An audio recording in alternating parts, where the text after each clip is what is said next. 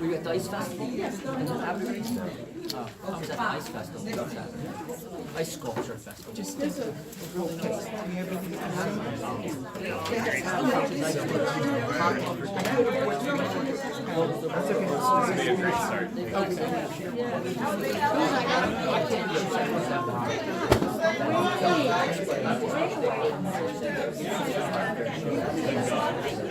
they do a nice job.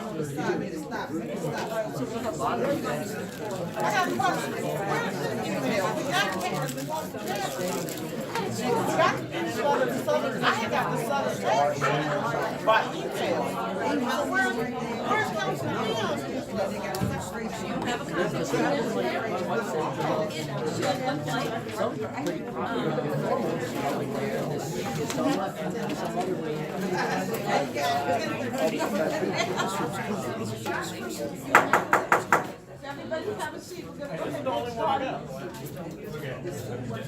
Every day. Thank you. Jordan, you dead? All right. All right, let's call the meeting to order. Now, what else you said, if everybody would stand for the pledge.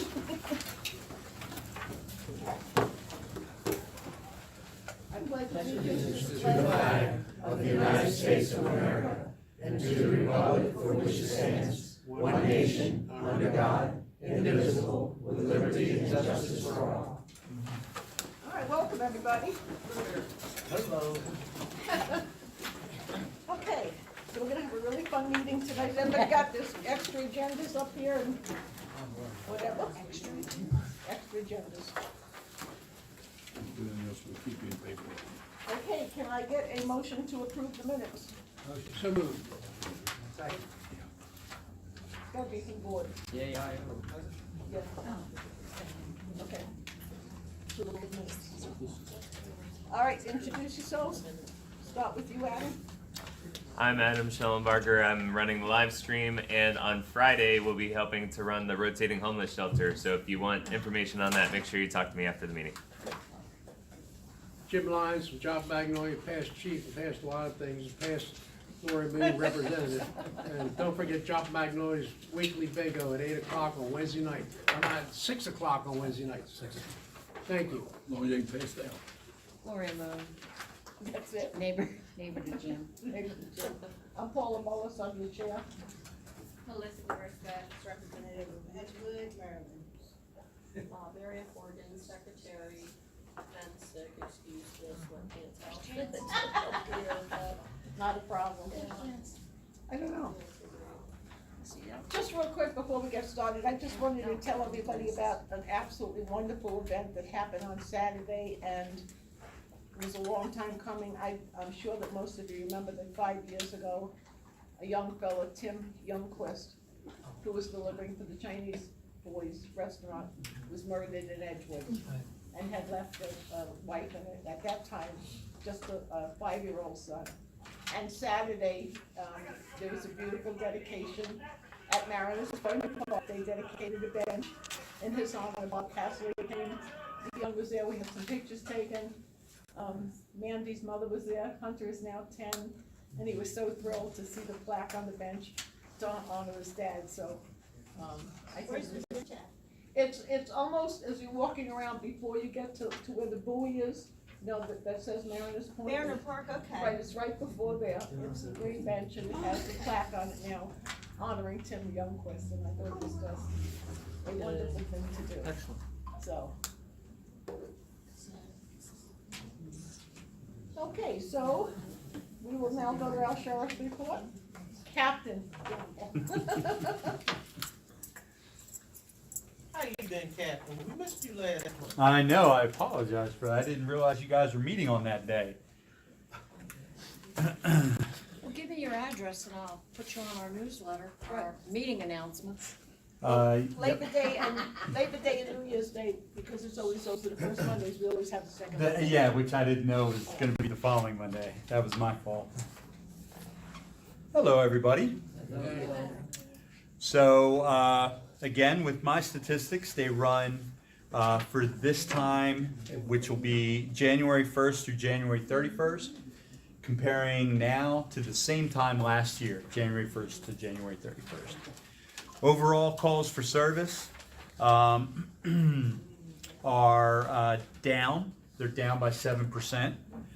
Our most popular calls for service during this time as compared to last year, suspicious incidents is our number 1, hang-ups number 2, and check on subjects is number 3.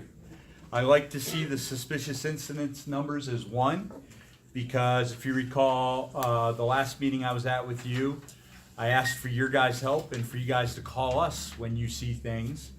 So when I see that suspicious incident number up high, that means you guys are calling, and that's what I like. As far as crashes, our crashes are up 17% over the same time last year. And additionally, with our violent crimes, good news is our assaults are down quite a bit. Again, I'm only dealing with January, but they're down this January as compared to last January by over 30%. Same thing with our burglaries. They're down over 30% as well. The only thing that has gone up, which I talked about the last time I was here, theft, and specifically auto theft. Those are the two where we're really seeing an increase. And when I say we, I don't mean it's just specific to Harford County. This is something we're seeing statewide. So it's not just a problem that we're seeing here. So over this past January, 4 notable robberies that we had down in this area. Good news is in 2 out of those 4 we've made arrests. One was juvenile. The other was adults. The shooting that we had over in Hartford Square, we made an arrest in that as well. And the burglaries, we've had 2 burglaries, one in Edgewood over by Harbinger and another one off of Joppa Farm. We have made an arrest into one over off of Harbinger. The other one in Joppa we have not made an arrest on yet, but we are working on it. So now, motor vehicle thefts, like I told you, they're up. We are seeing a big increase specifically with the Hyundai and Kias. If you recall, when I talked to you guys the last time, some of the things that you can do is contact your local Hyundai dealer or Kia dealer, and if you have one of those cars, they will be able to upgrade or update the computer software to make it more difficult to steal.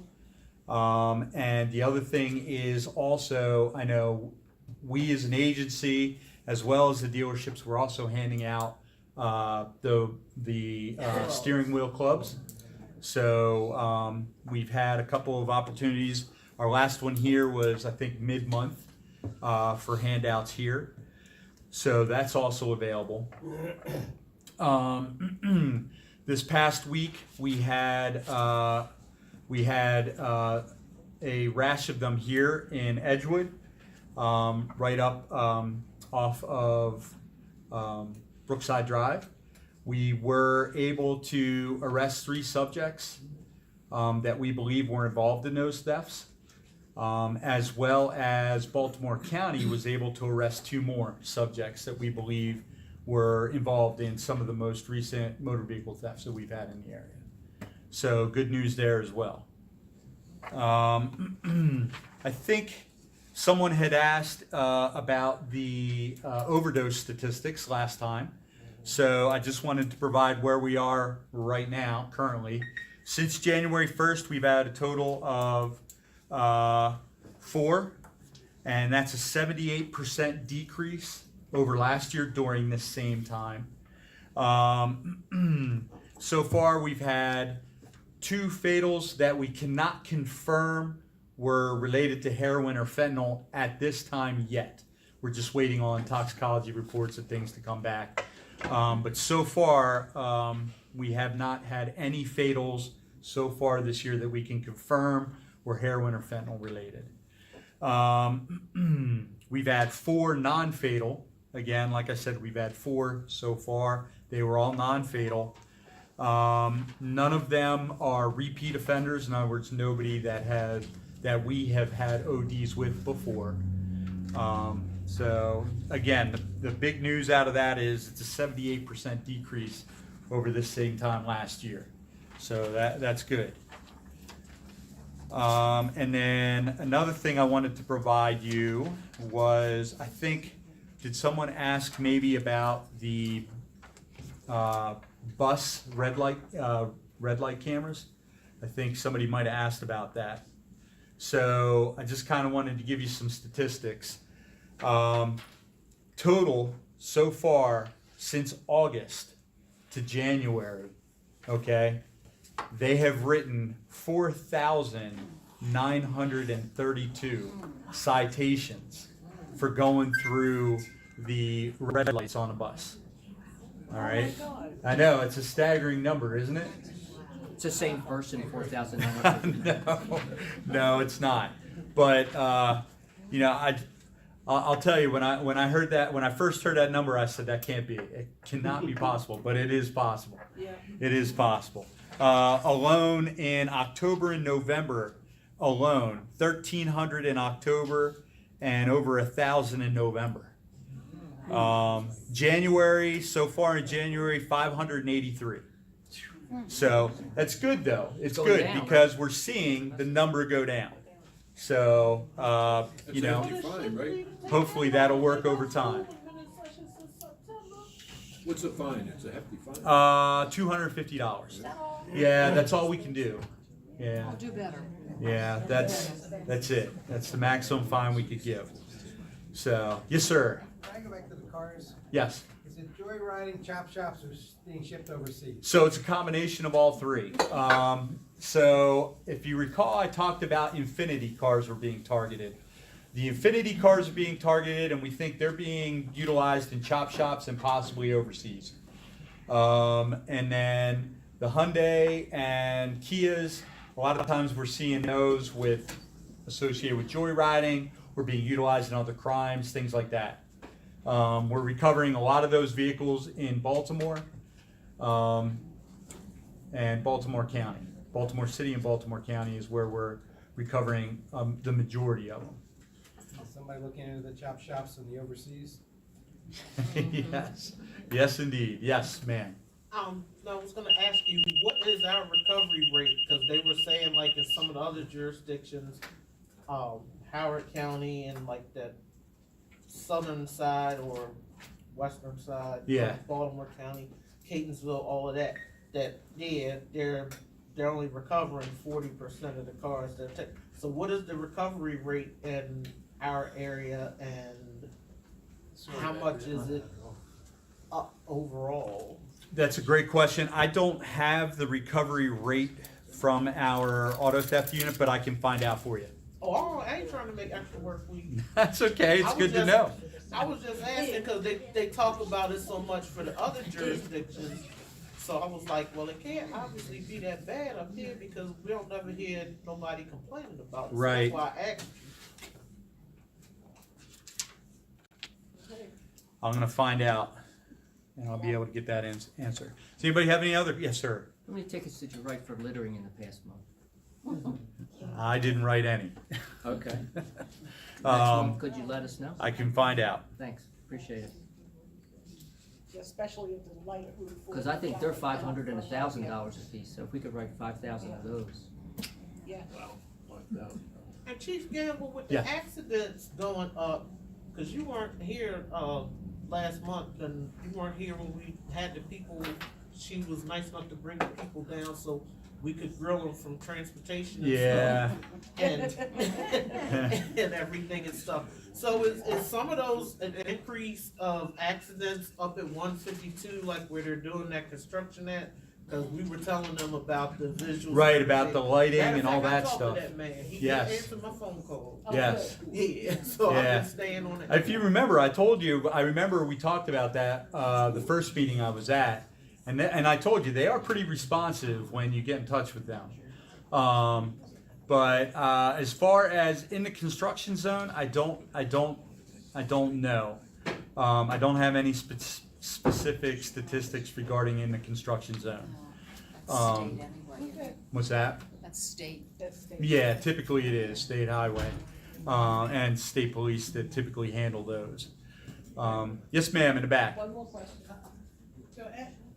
So, I got two extra questions. Sure. The first one is for anyone that has like the cars that are hot cars, like the Hyundai and Mhm. Veteran. Is there anything that can be done? Because I had a family member who had a car stolen and it was somehow ended up at the auction in Bel Air, and her financing company had to get the car, and she ended up, even though it was paid up, having literally it was a repo tag. That was a repo, yeah. So Mhm. even though it was paid up, for if your car ends up being stolen like that, cause I actually had that Hyundai. I'm waiting for some time to get it to the shop. They're apparently pretty booked. Yes, they with, are. Getting these cars in there. Yeah. What can you do for protection in your car? That's the first. So question, other than- the best thing for that would be the club. Get one of those and put that in there. What we're seeing, obviously it's not 100% guaranteed that your car is going to be targeted. Right. But we have seen instances where there are multiple cars on the block, multiple Hyundais or Kias on the block, and the only one that wasn't attempted or taken was the one that had the club. Okay. So that's your most effective if you can't get scheduled to get your software updated and all that kind of stuff.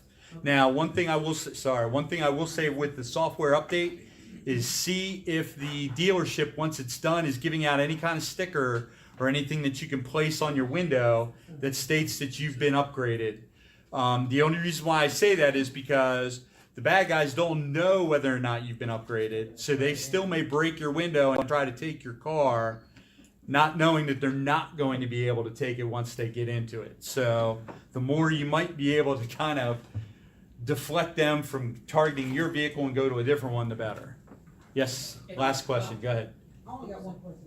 I was wondering if you're giving out more clubs in Edgewood. You know, when are you gonna give out more of those? So, as I stated before, that's through our community policing division. So you'll have to go on our website and look, or you can call and ask them specifically. The second part to the other question that I had was, at the house, the area where I was, I'm about to have to leave from, is a prime area for accidents. Okay. Which is on Hanson and Hanson and,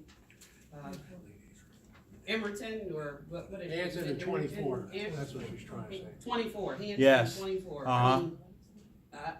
I've been there for 7 years, and I can tell you, my son has probably pulled about, 8 to 10 people from cars Yeah. over there. Yep. We go out all the time to try to see if people need help. It is horrible at that light. Yeah. Something has to be done over there. I don't know what, but they gotta do something, whether it's adding cameras or something to help people not wanna do dumb, reckless things, cause a lot of it is the speed that they're going through. No, I know. Something. Yeah, they try to run the light. Yes. Yeah. Mm-hmm. But, I don't know if we can do something over there, but, luckily, nobody has expired so far. Correct. at We haven't had a intersection, fatal but there. Right. I've seen some really. No, yeah, I agree. I've been on some, believe me. Well, I appreciate you bringing that to my attention. Again, unfortunately, that's state highways at that particular location. Now, that being said, it doesn't mean that maybe we can talk to them about making, putting some kind of red light camera or something up there at some point. Talk to the state about it, and see if we can maybe put some pressure to get maybe one of those cameras. Yep, so. Or a sign that says if you've flashing yellow, red light ahead. Yeah, something. That you, Wait a second, real quick before he leaves. Can you tell us about your celebration this next month? Yes, so March 22nd, and it's going to be from 3 o'clock to 7 o'clock, and it's going to be here at the Southern Precinct. In this particular room here, we're going to have kind of a walk-through history with the sheriff's office. You'll start on one side, and you'll come around kind of like in a horseshoe, and as you go back out the door. So it's going to start with old, and then kind of come up through modern, and then you're going to end with current recruiting and programs like that we have going on. And then we're going to have tours of the precinct. They're going to be every half an hour. And they're going to start here right outside the front door, and they're going to start in the front portion of the lobby here, and then we're going to work our way in and then upstairs and then come back down, and then we'll go out by the garage, and then into the garage where you're going to have access to all of our displays. In the garage itself, we're going to have our Marine unit on display. We're going to have our jails correctional response team is going to be in there. They're going to have a display. We're going to have our FSU, which is our forensics unit from our criminal investigation division. They're going to have a little setup in there where you're going to be able to see some of the work that they do. We are going to have a whole section dedicated out back to our special operations division and all the different units that they have, like our SRT team, which is our SWAT team, our crisis negotiation team, which are negotiators for SWAT, our drone unit. We're going to have our canine unit, and they're going to be doing demos. Yeah, that's what I wanted to know. Yep, we're gonna have our motor unit. Our motor unit's gonna be doing demos as well. We're gonna have our I didn't know y'all had drones. yeah, we've had drones, and then I won't tell. and then we're gonna have our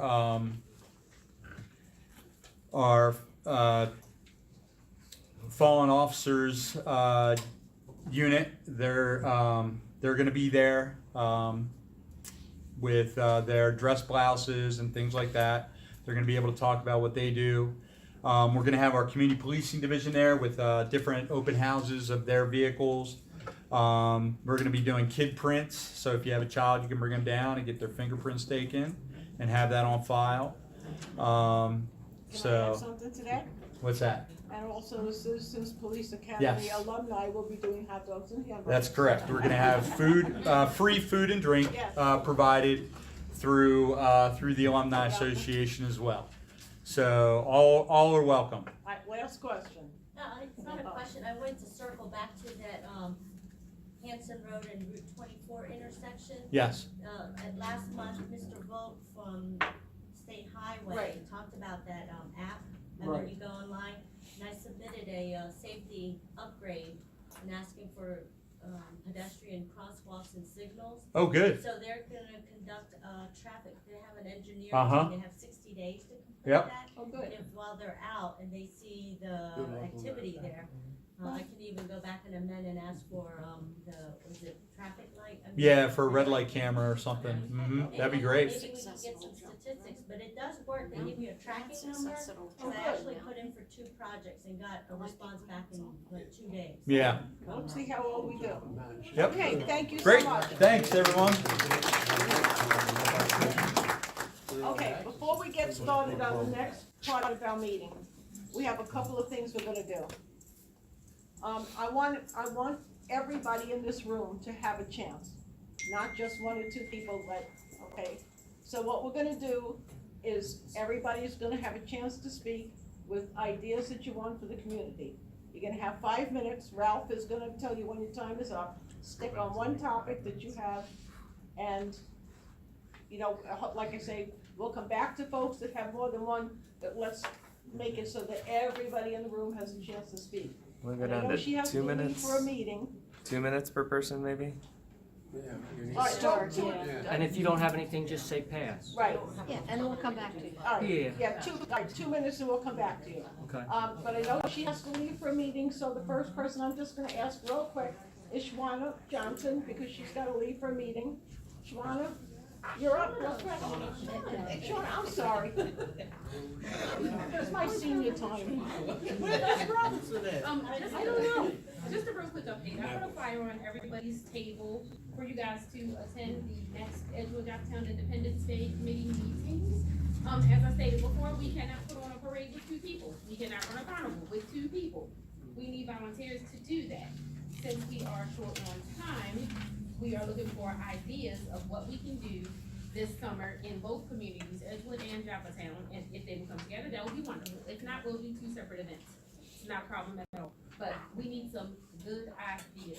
I really wanna do, excuse me, kinda like a small amusement park type thing, where it's a bunch of water stuff, a bunch of games, just a bunch of just stuff, fun stuff to do, to supplement. Bob Castley did say that he is willing to give us supplemental funds, but we have to submit a proposed budget, which is absolutely fine with us. But we need some ideas to go ahead and put that budget together to present to him so we can get some money, because, you know, we don't have time to be out in the community begging for donations.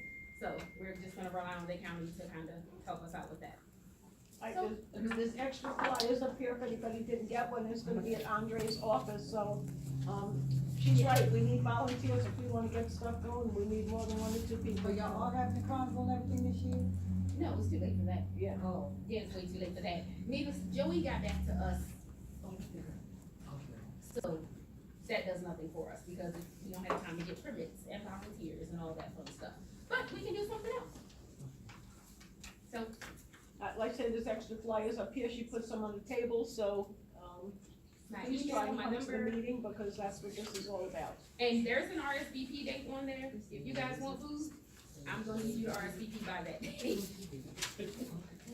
Thank you, Paula. You're welcome. And if I may just make one suggestion, if we're gonna talk, please talk loud, because this microphone is the only microphone that I get to have in this room. And for those of you complaining online that you can't hear, I have said that we need to move somewhere else, but I have been refused. So, talk loud. Hi. Who's the next person that would like to offer up their ideas? Hello? Yeah, go ahead. All right, I'm Dan John, president of the Joppatowne Rec Council, president of Joppatowne Seahawks football program, and a member of the Lions Club. The Joppatowne Rec Council, with the help of the Lions Club, we're trying to put together a Winterfest next year down at Mariner Point Park. We've got the water right there. A lot of communities do boat parades, things of that nature. We're looking to get together, have a boat parade, as well as a decorated vehicle parade. So we could have both boats in the water decorated, along with vehicles driving through. We're talking about going through the park with hay rides and having Christmas decorations set out all throughout Mariner Point Park, where you can pay $1 and go on a hay ride to basically see all the decorations set up throughout the park. So that's one thing that the Joppatowne Rec Council, along with the Lions Club, is trying to get done come next December. I think that would be a wonderful thing for our community, bring some tourism in, things of that nature. The Joppatowne Rec Council, we have baseball, soccer, and football currently registering right now. So if anybody knows anybody who wants to play any of those 3 sports, we are open, and registration for those 3 sports is going on. Unfortunately, we lost our treasurer a few weeks ago. Mike Laird passed away. Member of the fire department, longtime member of the rec council, and he ran the men's softball for years and years. He passed away just about a month ago, so that was a big hit to the rec council. If anybody wants to become a treasurer, please let me know. We are in search desperately of a treasurer for the rec council. All right, just real quick, how do people get in touch with you? You can go to joppatownrec.org. Okay. Okay, and What's the ages for the sports? What's the ages for the sports?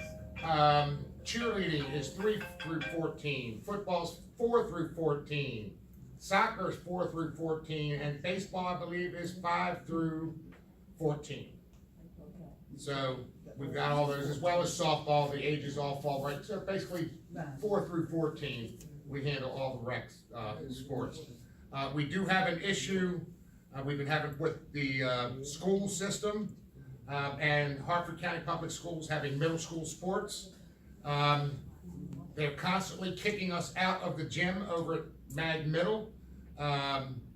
The basketball program has been tossed out because of basketball makeup games for the middle school. Cheerleading is constantly being kicked out. So we are still in desperate need of this rec center. I'm taking notice here of the acquirement of 129 acres up behind Copenhagen. Copenhagen needs more parking, number one. Number two, there's plenty of space there for a rec center and some fields. Part of our problem is sometimes our soccer program gets kicked off of Magnolia Middle School because the middle school has a function and says we can't use their parking lots. So at that point, we can't use their fields.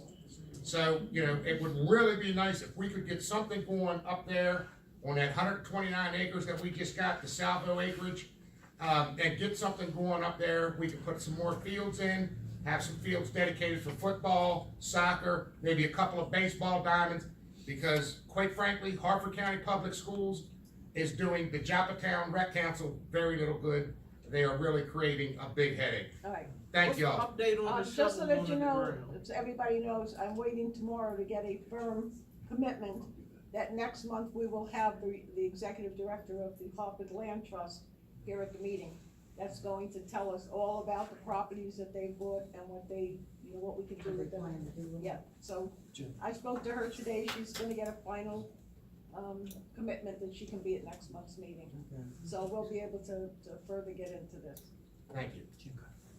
okay? Oh, I want to ask you, in terms of the carnival that you want to do, is it gonna be one day, is it gonna be something like the Symphony of Lights that they were doing out in Howard County, where they did a couple days throughout the Christmas It's gonna be a season? one-day deal this time, it's gonna be the first annual. And, you know, having all those decorations up throughout the entire park. You leave those up for multiple days, they're gonna end up disappearing. They're gonna end up getting stolen. So just keep us updated as we get closer. Yeah, I was just asking, cause I didn't know if you All right, were on. who else? Next person? 2 minutes. We have not gotten a date yet for that, that's coming. All right, next person that has an idea of what they'd like to share. Bam Tam, would you like to? Yes.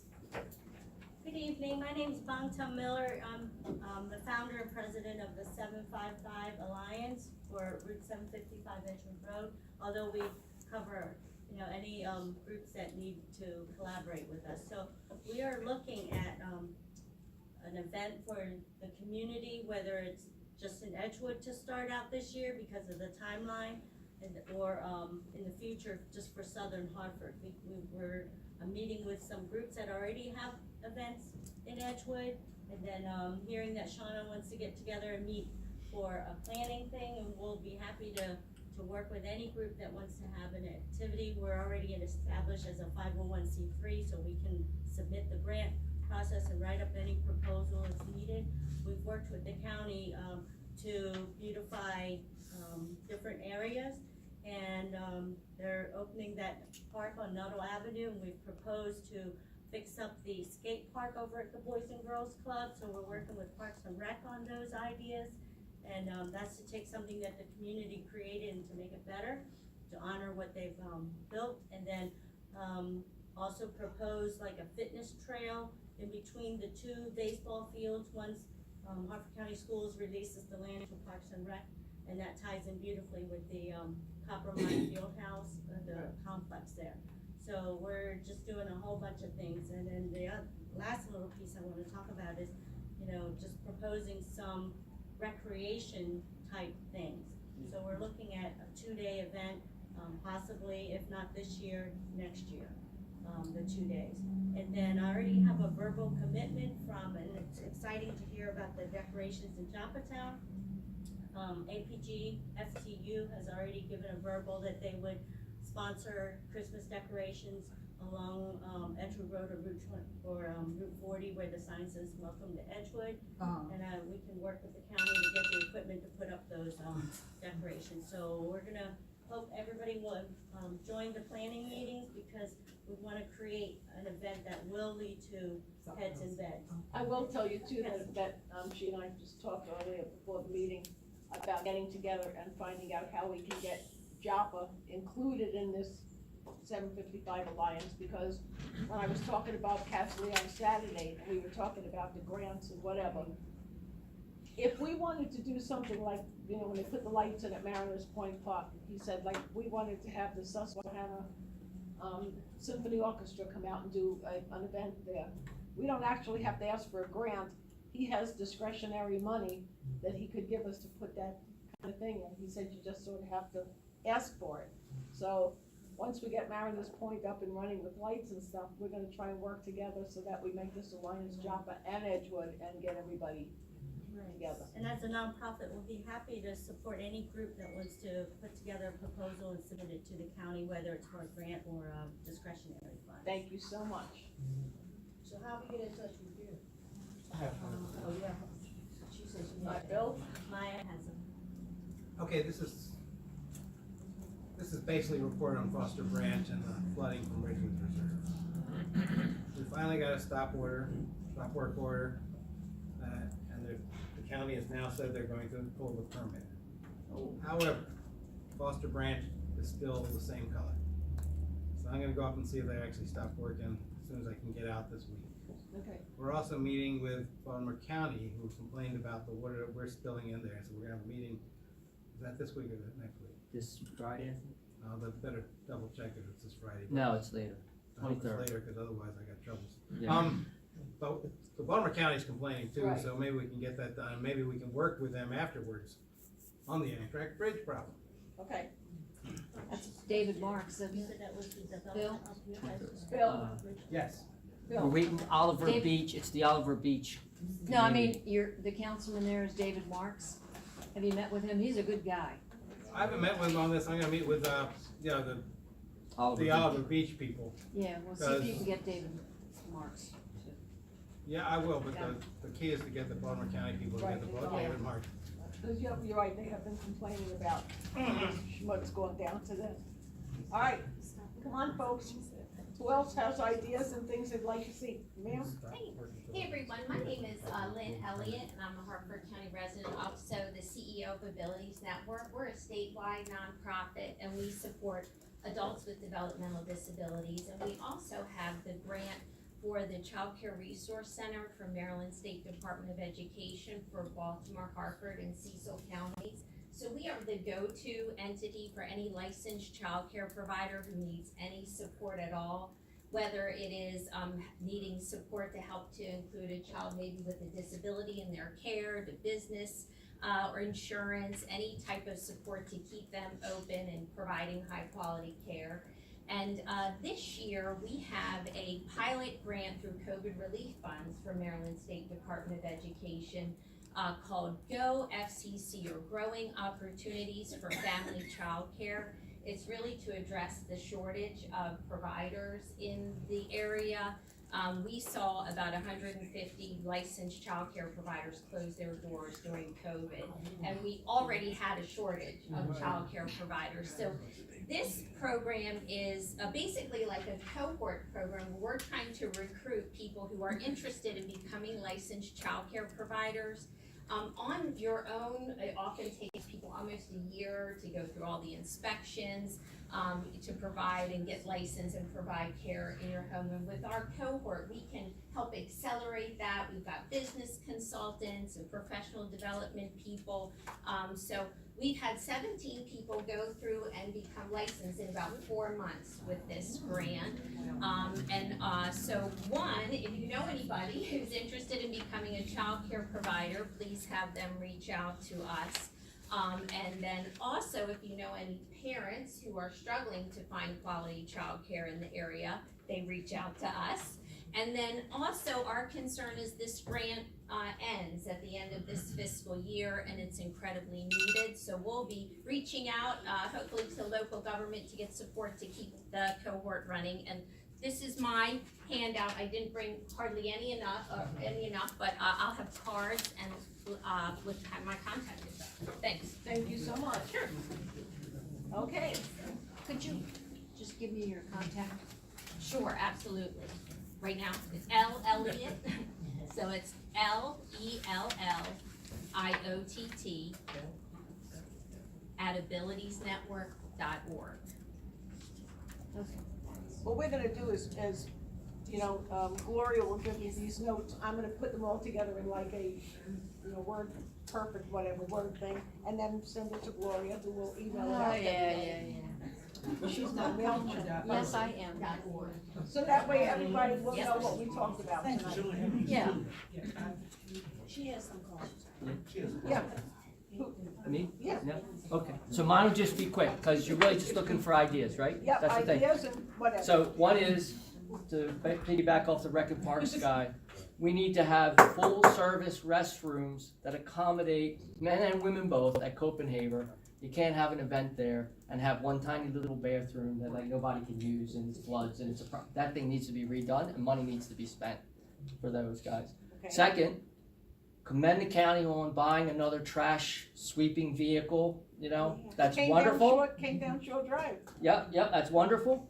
What I wanna see now is a published schedule of when they're gonna be in each neighborhood and on what streets, so that we can educate the public to move their vehicles off and coordinate with the trash companies to not have the trash cans in the middle of the street on the day they're street sweeping. 'Cause I think people would mostly comply and we would do a much more effective job. No one wants to come to a community that looks like a trash dump. So we gotta clean Route 40, we gotta clean 755, we gotta clean all of those roads up Route 7.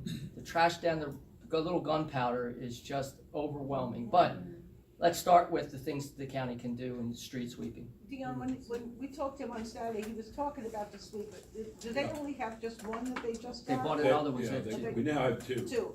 Yeah, so they're. Hard to believe they're our trying- county only yeah, has two. And it's to cover the whole county, so they're trying to figure out routes and. Well, but the one that they just bought is gonna live in Joppatowne and Edgewood. Okay. It's our communities. Because it came down my street the other day and I'm like, wow, there's a sweeper. Well, how do you get on their schedule? I ain't seen nothing. I don't know. I know, they said they can't put us on the schedule, I wanna know if we can get on the schedule. All right, well, put that down, Gloria, we wanna find out how do we get, oh, she's got it. If you go on the Click It, Fix It app, Yeah. if you use that and you say, this street needs to be swept, they will be there. Yeah, when I do it, they're there in 2 days. They do a great job of it. They're very, very responsive. But They really I don't are care if they starting- put us on yeah. a 12-week rotation, 8, I don't care. Figure out the math, but tell us when the heck you're coming. That's what they're trying to do, is what he said, they're trying to work out a schedule, because like I said, they have two that cover the entire Upton County, so, yeah. Yes, ma'am. And how about stand up so everybody can hear you? I don't know what days the sweeper is going through, I heard something about a Saturday, but I know that, he mentioned something about the trash cans in the street. Depending on what days they go through, I know in my mom's neighborhood, when the trash man comes to pick up the trash, they're the ones that like usually leave a trash can halfway into the road, not even by the curb, so that would be like, definitely having to get in touch with the sanitation companies to set like, you know, I don't know if they can even fine them. Right. If they don't comply with putting the cans where they should be, because people shouldn't have to be going out in the streets, you know, getting cans or whatever, and that would definitely interfere with, you know, having these sweepers in these neighborhoods, and there's a lot that need it. Don't do it on That's for trash sure. day, you don't have a problem. Yeah. What's that? Yes, ma'am. I don't know, as far as like, when they're doing the schedule, how to let the community know, I don't know if that, automated phone messages could fall into play on that, I don't know, that might be an idea to look at. County figure out how they're gonna tell us about it. Yeah. Yeah, they We'll sure enough know put how all to of that get in in here touch on, with election year. on the county, getting a schedule and letting the communities know, automated code, so. Okay. Next. Nobody has any ideas? Come on. Oh, no, I have a ton more. Yeah. I was trying to be respectful that everybody else gets to Oh, I'm sorry, talk. Mary, I didn't see you. I was looking that way. Yes, I'll get back to you. Got one. I'm sorry, I have it, I took a picture of it, so I have it. This was sent to me by Barbara. Oh, that idea? About that, tell them about the bus. Speak up. This is a community input meeting, so whatever. Oh, okay, so MTA, has released specific cuts. Where is it? Any buses? On buses, yeah. MTA released the specific cuts in commuter bus service under the revised Moore budget. In Hartford County, Route 420 from Havre de Grace along Route 1 will lose only one trip in each direction, but the other two routes will be completely eliminated. What are the other two? What are the other two routes, Barbara? Route 40? One used to go down Route 40. I would think we were contacted by the fellow who is a big advocate for transportation in the state, and he said that we should at least find out how many people were riding the commuter bus from Havre de Grace into the city, and maybe protest that they're gonna totally cut that thing out. That's what I'm thinking. We need more information from why they're deciding to totally eliminate that. It was Hartford County and I forget if it was Anne Arundel or Howard County. They're totally eliminating their bus transportation from us. Okay, So I think if we get the county to ask, or if we can get numbers as to what the ridership was, then we could deal with it a little bit. Yeah. we'd have to figure out how to put the ridership information. Maybe we could get someone to come out here and explain why they're doing it. So that'd be, and who would we get to come out and talk to us about it? I don't know. Can they, Dion? an idea of Who would we get to come out and talk to us about it? MTA, I mean, they're just kind of strange. We can work on it, make a note of this. I'll get the Well, check. Theo will get the information on who we can call to come out and Debbie talk to us Debbie will. Adam? Okay. Come over here for live stream purposes. So one of the things that I'm working on right now is I've been in communication with the American Red Cross. We're gonna try to build up a blood donor pool in Joppatowne and Edgewood. One of the ways that we're going to do that is we're gonna host a blood drive at Joppatowne High School. So we're gonna try to get some of the kids involved, but the drive is also gonna be open to the public. It's gonna be on April 9th, and it'll be in the morning into the early afternoon. And then once that blood drive is over, we're going to, about 8 or 9 weeks later, we're gonna have another drive, and that's gonna move to the Joppatowne Christian Church building for 2 cycles, and then we're gonna go back to the school. So we can probably do this in Edgewood too, if Edgewood High School would like to do it. I just don't have as many contacts over there. I will say that probably for this school year, the dates have pretty much already filled up. So, but the goal is to try to create blood donor opportunities in our community so that people can start to give regularly, and giving blood saves lives. Each time you give blood, you have a chance to save up to 3 people's lives. So that's one thing that we're working on to try to get the community and the schools together on that. Excellent. Yes, sir. Hi, my name's Tom Taylor. I'm just a citizen. And I wish the captain was still here, because some of the questions I do have concerning law enforcement around here. But maybe you can clarify one thing for me. I'm under the understanding that all the new construction that's going up along Trimble Road and 152, that supposedly 25 to 50% of it is being set aside for the illegal aliens that are being shipped into Maryland? That I can't verify. Do you No, it's totally not true. We have enough trouble at Ridgely Reserve, not to mention that they're gonna bring in, these houses are 300 to 500,000. They ain't gonna happen. Ain't gonna happen. I don't know where that came from. Where were you hearing this from?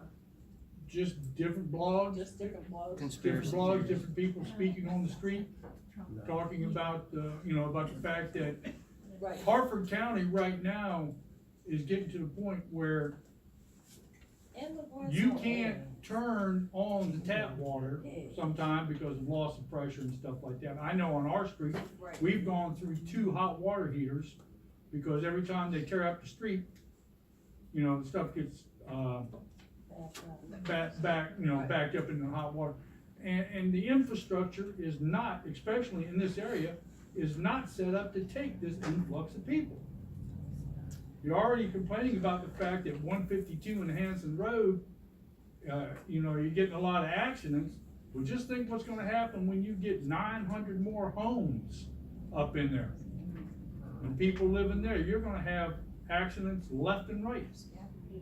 That's something that, how about our council person will look into this? The total build out on the original property is 388 homes. It started out as 300 single family, and they pulled a BS about NRD, which I got out of the law, and I got that taken out early this year, but it had already passed the time. And so whereas that's all R1 zoning, it's supposed to only have 300 single family homes, but when they pulled the bullcrap about NRD, that allowed them to jump part anywhere from 30 to 50% of their construction to the next developed code, which is R2, which allows townhouses. So they changed their whole scope around, and now building 200 single family homes and 188 townhomes. Well, what that does when you do the math of how the county calculates how many people per house or per development, that would have normally presented about 600 cars. Now to do it the way they did it, and the way they got away with it is now it's 1,000. So you're going to have 1,000 cars coming out onto 152, which is already overcrowded. But those are going to be high-priced houses and There are 300,000 and up. If you drive through there, you'll see. We have a couple online. Okay, we have some online, so let's go with those. All right, one from Heather Mullis. Any relation to you? I don't know her. I haven't seen her in my life. If you think it's not normal. No, she wants to do a Special Olympics polar bear plunge in Mariner Point Park or something like that. So that sounds fun. Oh, tell her go for it. Tell her mother can throw her favorite on. Dropping that lake right And there. then we also have one from a Miss Beerley from Joppatowne Rec Council, and she is interested in showing support of the Joppatowne Rec Council utilizing the 129-acre acquisition to build a campus for all rec programs in Joppatowne. Okay, is this something that we would discuss with the Public Land Trust on what we do? No. No, okay, that's what I'm asking. Yeah, What on? they bought the land, but what happens to it Is up to us. is up to a county. Yeah, and they can't, and they can't build houses on it. No. That'll give, that's a Yes, gift. sir. All right, just a quick clarification. That 300 some odd houses that you were talking about, is that on 152 or is that at the end of Trumbull Road? That's when you make the turn off Route 40 on the 152, and after you pass that chicken place on the right. Right, yeah. The construction starts there, and it's all back in there, and when he's finished, it'll be 388. Okay, at that one particular spot. However, I'm also talking about the development that's going in at the end of Trimble Road, right there next to. Are you talking about the what's called property, That's a Foster Branch development, isn't it? No, the property we just purchased, the county just purchased? No. The townhouse is at the end of Joppa Farm Road. Oh, the townhouse is at the end of Joppa Farm Road. I'm sorry, Joppa Farm Behind the Road. schools. Yeah, okay. Maybe they could talk about this area. One at a time. That's under construction now, as we speak. Yeah, that's where the extra homes for total like 900 homes are going on that road. No. 133 townhomes are going in at the end of Joppa Farm Road. 900 homes, that was defeated. That's part of the Hartford Land Trust thing. Those aren't going to be built. If you have more questions about it, we can talk about it after the meeting. All right. Yes, ma'am. I'd like to know who I would talk to about, first of all, getting fire lanes in my community, because we don't have any.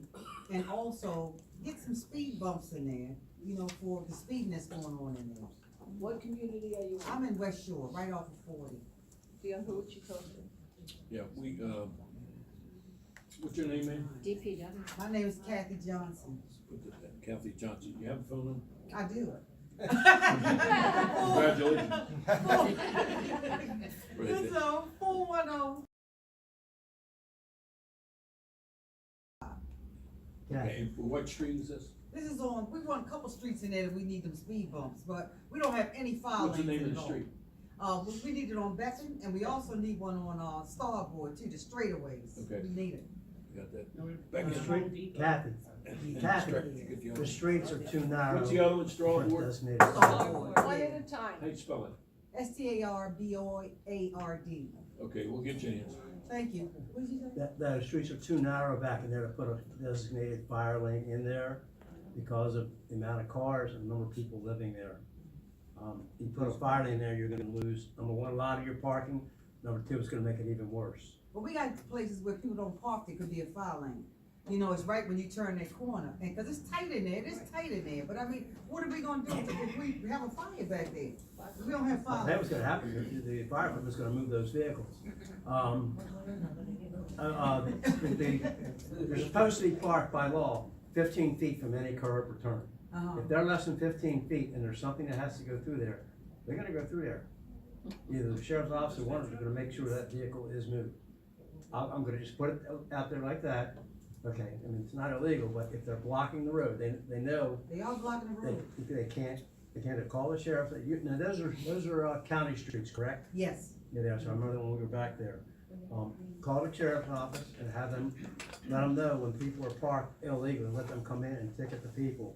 Because the Maryland law, you've gotta be 15 feet from any current, corner, turn, things like that. That's the law, and that's to make car, for any vehicles making a turn, or making a wild turn, so you can see it. And of course, there is a speed limit through there too, that you know is not observed too. Right. We observed that when we were out there setting up smoke alarms, and several of us almost got hit by some of the people that Well, the only did thing not, find, you know, find out obey about the speed speed bumps limit then? down there. Yeah, Please. sure. We got Please. it. So just to let you know. If you call the county, they'll put the signs up. They did in our neighborhood. They Yeah. put signs up that say no parking That's from what here we to need. curb. We need a sign. County will come do it. Just call the county. Yeah, it won't be a fire lane, but maybe that. I have a question. I'm hearing rumor about, Joppa Road between 7 and 40, being closed at the railroad track, and I'm just wondering, what's the reasoning the railroad wants to shut that down as a throughway? Cause I'm not aware of any problems involving the track and vehicles and stuff unless I just don't know about it. We've all been asking that, Yeah. that came out this week, so. Well, that's in my newsletter. Yeah. You'll see the picture there of the area. Do we have the answer yet as to why they're doing it? Whose Uh, bright idea was that?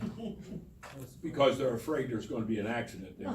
You know, I mean, it's only been there, I've only lived there 57 years, and I don't remember. What about Clayton Road? And if they're talking about that, what about the one on Clayton? You know, and there's several like that. Yeah, the Just one don't we pick put that down. A one-lane underpass? March is- 21st So- at 6 o'clock, there's a hearing in the Who is council it that chamber. you can ask to I'm- find out the I'm reason? on that committee, by the way, and there's gonna be a hearing. When is that hearing again? March 21st. March 21st, it's a hearing in the council chambers at 6 o'clock on that issue. Okay. I'm opposed to it. I support, I saw Jim's email. Job Magnolia's come out strongly against it. And so do the other. A lot of people come You out. said what time? Matter of fact, it's not a state road to start with, it's a county road. County road. Right, it's a county road. So it's- Yeah. I don't know what Fortunately, they- it's a county road. That way Yeah. we got some control over it. We're not- So we're gonna get some answers as to why March that 21st, came up right? with that There's and no why, way. because everybody's been asking. We're gonna try to kill Because it. I just keep hearing it's happening and that the railroad wishes this to happen. Or whoever's in charge of the railroad track there. Right. But it's like there's no, why did they come to this conclusion? Yeah, we've been asking that all week and nobody has any answers yet, but that's what we're gonna find out. Ralph, you said you had some more stuff? Yeah, so I'll do another one. So in new communities today, what you see is, retainment of storm runoff, ponds and swales that allow clean water to enter our waterways. Our communities, Edgewood and Joppatowne, were built many, many, many years ago. And all of the drainage that is close to the water runs right into the water. So all the litter off our street, all the oil, everything else on the road, right, runs right into our streams and creeks and into the bay, right? We're trying to clean the bay up, not pollute the bay. So I would like to see the county put some money forward to start capping those off, reroute them into areas in the community where we could have percolating systems. There's technology out there today to do that, living streams to be built, to start to, I know you can't fix them all at once, but it would be nice to see them fix a piece every year. That might take 50 years, but one step in the right direction is a right step. But to continue to just repave roads and not fix or make anything different, like what they did at the park, it's just a waste of money, in my opinion, and I would like to see some changes and something done different there. Okay. Question about that, sir. Yes, We had one that was put in up near our house. Problem is that you get a good rainfall, next thing you know, it's a mosquito breeding. Alright, so is the county going to be coming up in there and taking care of it? And then you have to worry about the animals, especially, you know, somebody's dog or something up in there, going in there and drinking the water and wind up getting poisoned because the county put poison up in there to take care of the mosquitoes. So, I mean, it's like a catch-22 situation, sir. so what I would say to you, is that what you use to spray for mosquitoes does not affect animals at all. So your dog would never kill it, it's not like a tablet for a mouse or something like that, it's a spray. Secondly, is if a bioswale is designed properly, the water shouldn't lay. It's not designed properly. It's not designed to be a pond. It's designed for percolation back into the soil quickly without the erosion and the runoff being polluted. If they don't do it that way, you could cap it off and you could pump it to a treatment facility that would clean the water. You wouldn't have to take out any, you know, sewage, so to speak. It would just basically be filtering the water and putting clean water back in a controlled fashion, not just letting it run like it's doing down Foster Branch and into the Gunpowder. You go look after a rain, everything is brown, right? So we're just destroying our own communities. So. Okay. So, is there some way we can come up with a plan to do something? Is there some way we can come up with a plan to do something about the pool property? I mean, it's been vacant, or it's been empty, how many years now? Over 10 years. Over 10 years, what can we start to do? There has to be something. I spoke to the county about this, and we talked about, what's that term you use when you take over the property? Eminent domain? Yeah, and we talked about that, and they said, well, the trouble is to take forever. The guy that bought it in the first place, he only bought it because he thought the county was interested and would pay whatever he asked. This goes back 10 years, because by now, we wouldn't even be discussing a community center because it would be there where the pool is. And it would have been done. But that, you know, Craig did that to us. That's water under the bridge. Yeah, that's water under the bridge. And there's no water in the pool either if you fill it up with dirt. The only thing they've done in 10 years to that property is fill the pools up with dirt because they're afraid some kid might fall in there soon, you know? That's it, and except cut the grass. And I think he's just sitting on it. When he heard we were, again, going forward with the center, he called me up and said, well, I understand. I said, yeah, well, you said, this property's still available. I said, look, preacher, I said, I know where you're going with that number. You want to throw a number at me and then make me laugh, go right ahead. So he did. He said 5 million. I said, I don't know if you're smoking any of them funny weeds they're selling now here on Route 40, but you must be. I said, because let me tell you something, if that property appraised for $1 million, I'd be shocked, particularly after what he's done nothing, and then the pools are totally ruined. You can't even do that. So It won't even appraise for what it did originally. I know. And originally, when we had 2 appraisals, we had one for $690,000, the other one was $900,000, and he bought it real fast when Craig was pulling his shiesty deal to take the money and go buy that 1/4 of an acre up in Haverty Gray so he can enlarge David Craig Park. When that all happened, and he thought that they were interested, he bought it real quick, and then he put a price on it for $1.6 million. You know, which is. I mean, can we call out Michael Phelps Corporation, whatever he is, for selling it and ruining the whole center of a community? I mean, I don't know, I'm just like, what else? Let me talk to the administration and see what, if they have any ideas. Time's up. But I guess to sit on for 10 years. Hold on one second, Adam. Go ahead, Carol. In addition to that, the pool property has become a dump site, is now has an old sofa sitting there, along with other trash. And he just uses it every year as a write-off, is basically what he's doing. And what the advantage he has too, since he's a preacher, you don't pay the He taxes. doesn't pay taxes on it. So he beats the county out of the taxes. All right, I want to be very clear. That's not my church. No, it ain't. Not his church. All right. I feel bad. I really think you should say this, but Ralph and Kevin and Bill and Barbara and a bunch of us have kind of been working on this project for a little while.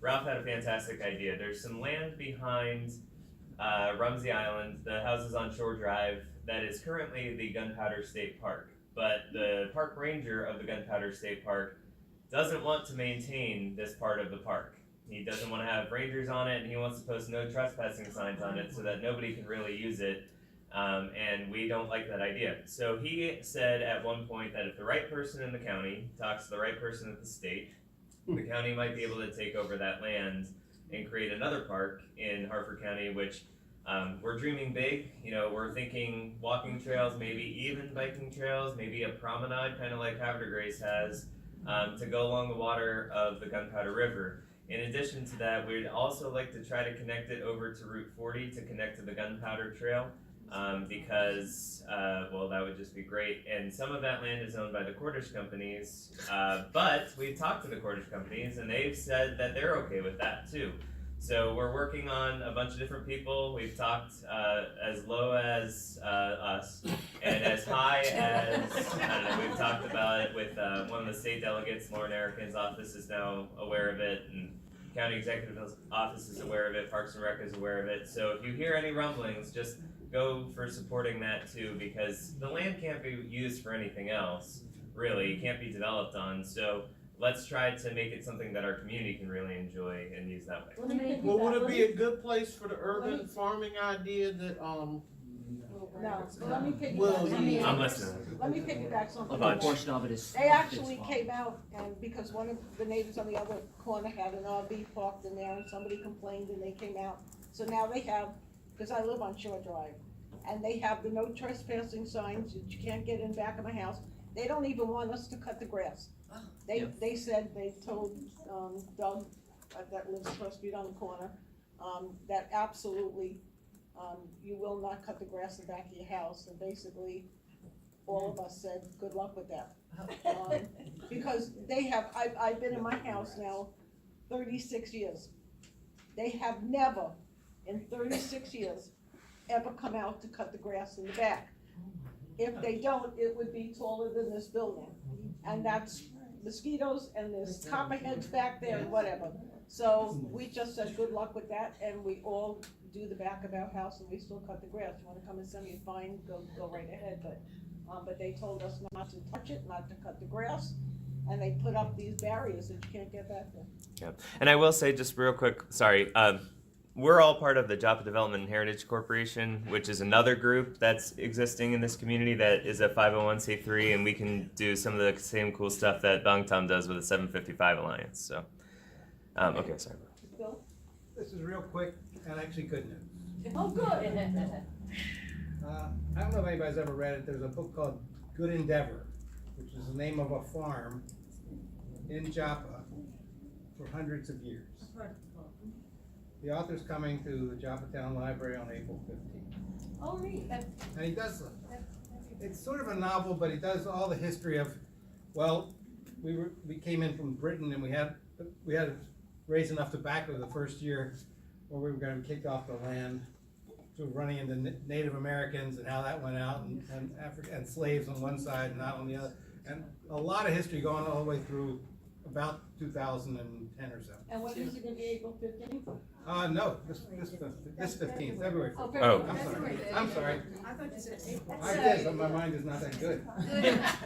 Good Endeavor is now known as the Gunpowder Community. Yes, I know where it is. You know what time he's gonna be there? I think it's 6:30. Okay. You can buy his book for $20. I read the book, I recommend it to everyone. Okay. It mentions Joppa Road, Route 7, the Bull Run. Gunpowder, yes, Bull's Used to be a Lane, yes. Christmas tree. Excellent. Bradshaw.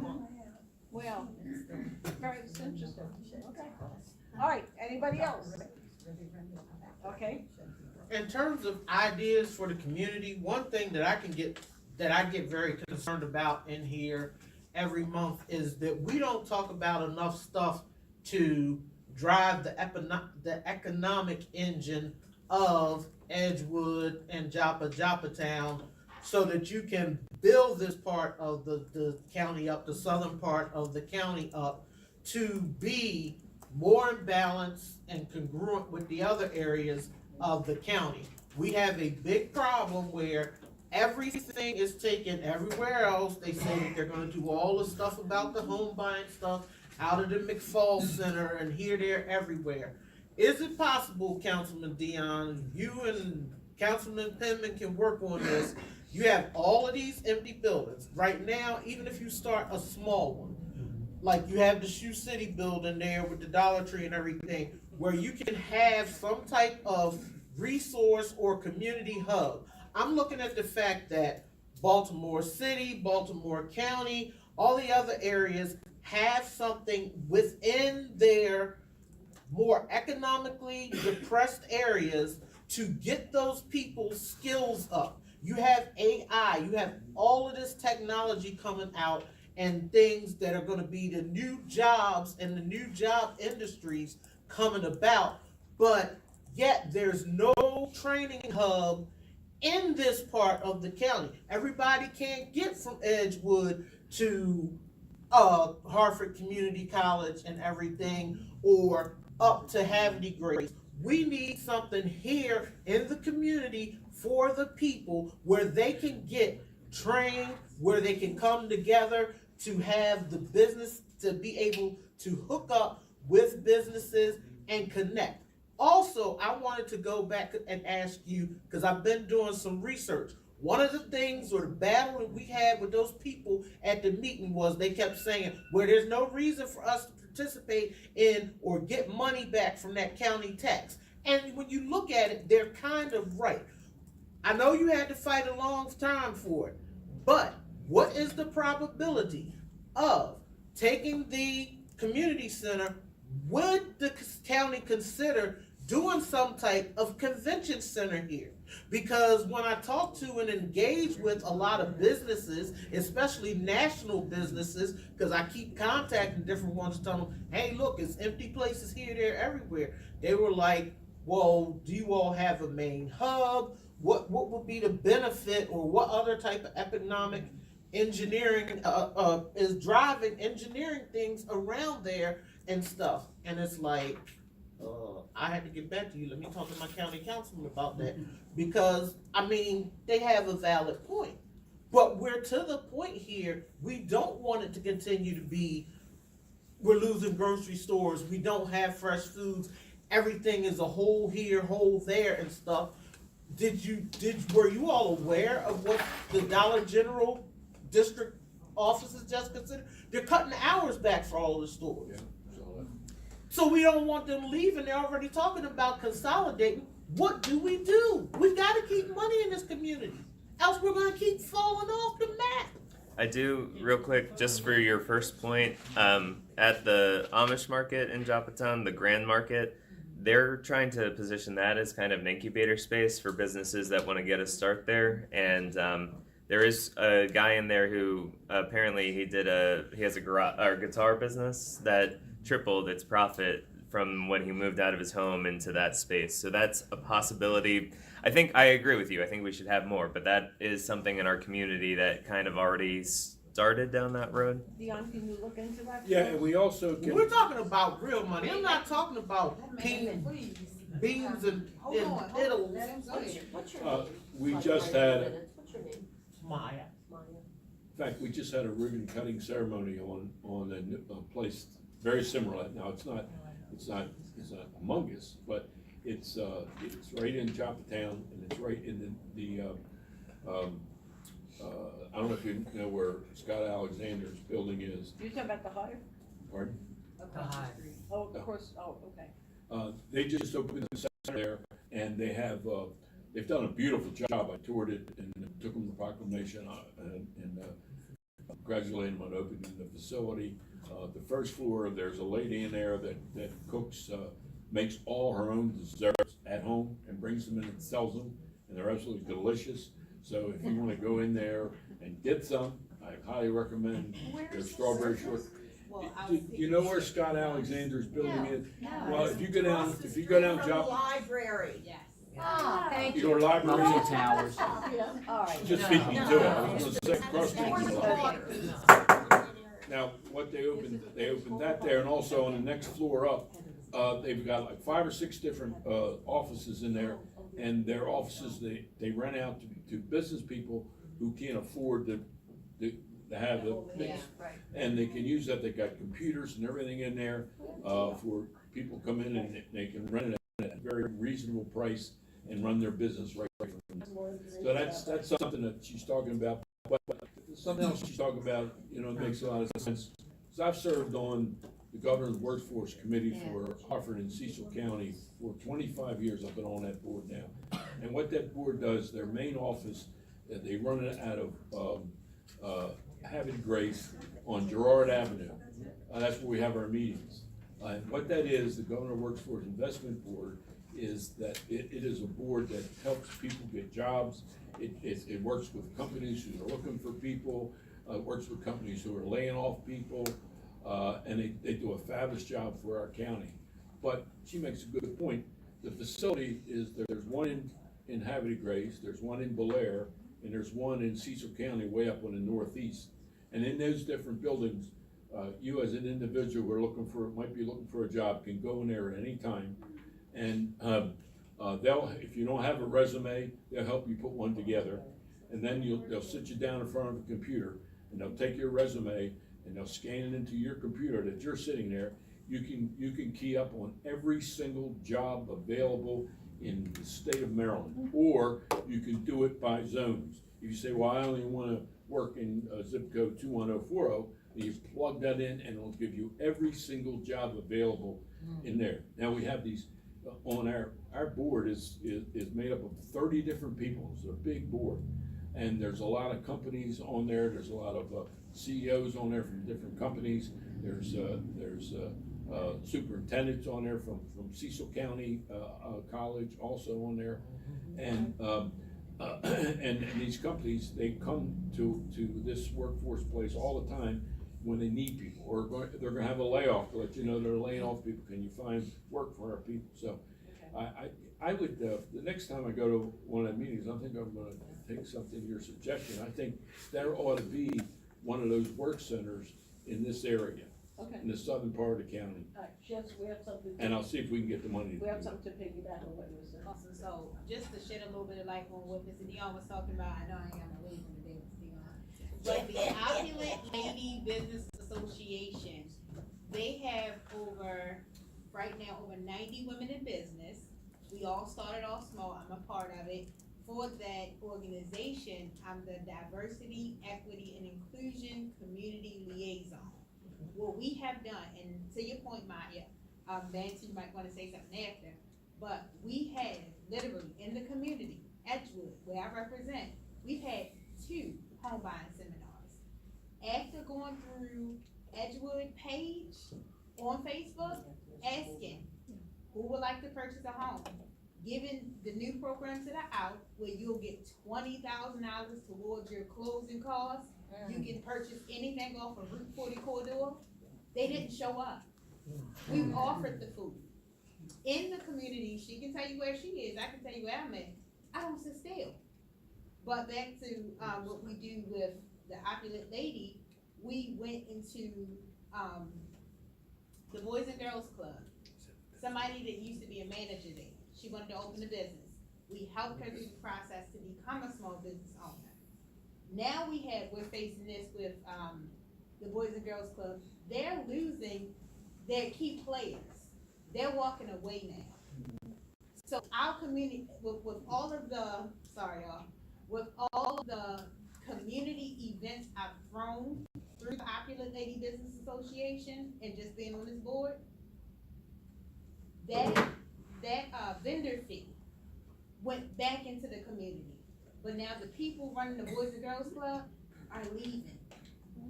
So what do we do about that? I understand what you're saying. So we have the food drive, we have all kinds of community things, but they want us to show up at their door. That's not how that works. You gotta come out. I applaud everybody in this room. You gotta come out. You can't hide behind a computer, you gotta come out. So this room is actually free if you go through Eric Roby to do anything in here. I planned an entire home buying seminar, everything that they would need. They did not show up. Yeah, and then we're gonna finish this part of the meeting up, cause it's going on 8 o'clock, so. Yeah, where's Ms. I just Robinson wanted at? to comment for, She's back there. Maya about the workforce development. We have, the Hartford Community College, the Leading Edge Training Center it's for trade. It's free, I mean, the seats, all they have to do is fill out the application, and we have, the trades, apprenticeships, and most of those kids, or young adults that finish there in their evening classes, they get picked up by the companies that are hosting that. So there's welding, there's heavy equipment operating, just to name a few. And they offer Microsoft certification at the library. We've been helping the college try to fill seats. We're talking about free programs that people pay to go and take, and it's free. It's sponsored by the Radcliffe Foundation. It's we just had 2 graduating classes, but we're constantly trying to get the information out and helping fill seats. There's just not a, you know, I don't know if How do you there's get any information out there? How you doing it? Well, they get flyers, so we post flyers at the places, and it's on the Edgewood family page, it's on 755 page, it's on my personal page, every page that I can think of, and it's out there to get people to sign up for these free classes. So, I mean, talk about Microsoft certification, the Office Suite, that is a big price tag, and they can do it for free at the library. At the Edgewood Library? At the Edgewood Library. So. Yeah, do some things like that, but there are other things, and then my thing, or my biggest concern is when you go to the Maryland State page, because remember, I told you, I get every newsletter from every agency, the state of Maryland and the federal government, so I'm reading grants, what's going on here, and something's not linking up, because when you go to that state of Maryland page about all of the Maryland State apprenticeships and what they're paying and where they're at in the communities they link it to, it's several of them that ain't got no hub up here in Hartford County. And it's like, what is the delegate doing? It's like, it's stuff going on, you're beginning to have some economically depressed areas up here, and it's like, you got the state of Maryland bankrolling these programs, and we ain't getting them up here, but yet the people up here in Hartford County is paying the same taxes as everybody else paying in the state. Well, that Radcliffe Foundation is a private entity that's sponsoring the programs at Boys and Girls Club. So that's probably why it's not within the state. It's a private. Leon's gonna work on seeing about getting one, last one. Oh, I was just gonna say, a lot of people have asked for the buoy at Mariner Point Park to be repainted and reconditioned. Right. It's looking pretty rugged these days. Right, and I It's on my think, agenda. and the week of Valentine's Day, they are installing the new Mariner.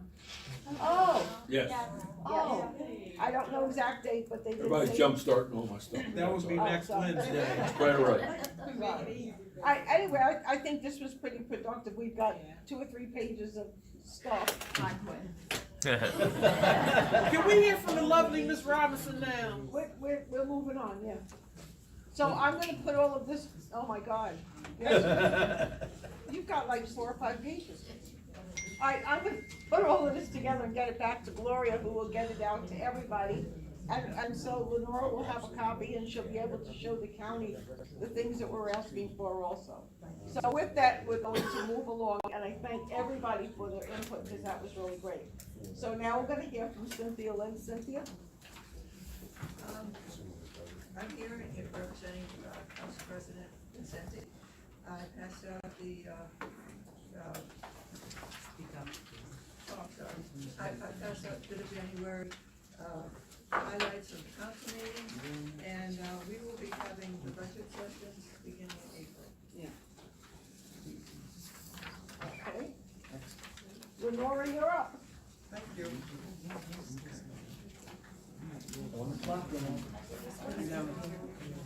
Give I'll Pain, give it pain, 10 yeah, minutes. okay. 9.5. Going down. Good evening, everyone. From the County Executive's Office, we have information. The newsletter topics, fighting over development and spending mandates.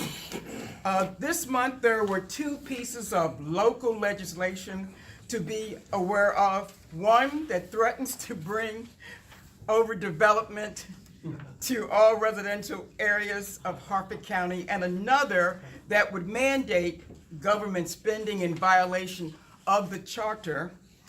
And the county executive is going to explain that. In January, the county council, Mr. Penman, introduced a bill that would allow freestanding accessory dwelling units. The abbreviation is ADUS in all of the residential areas.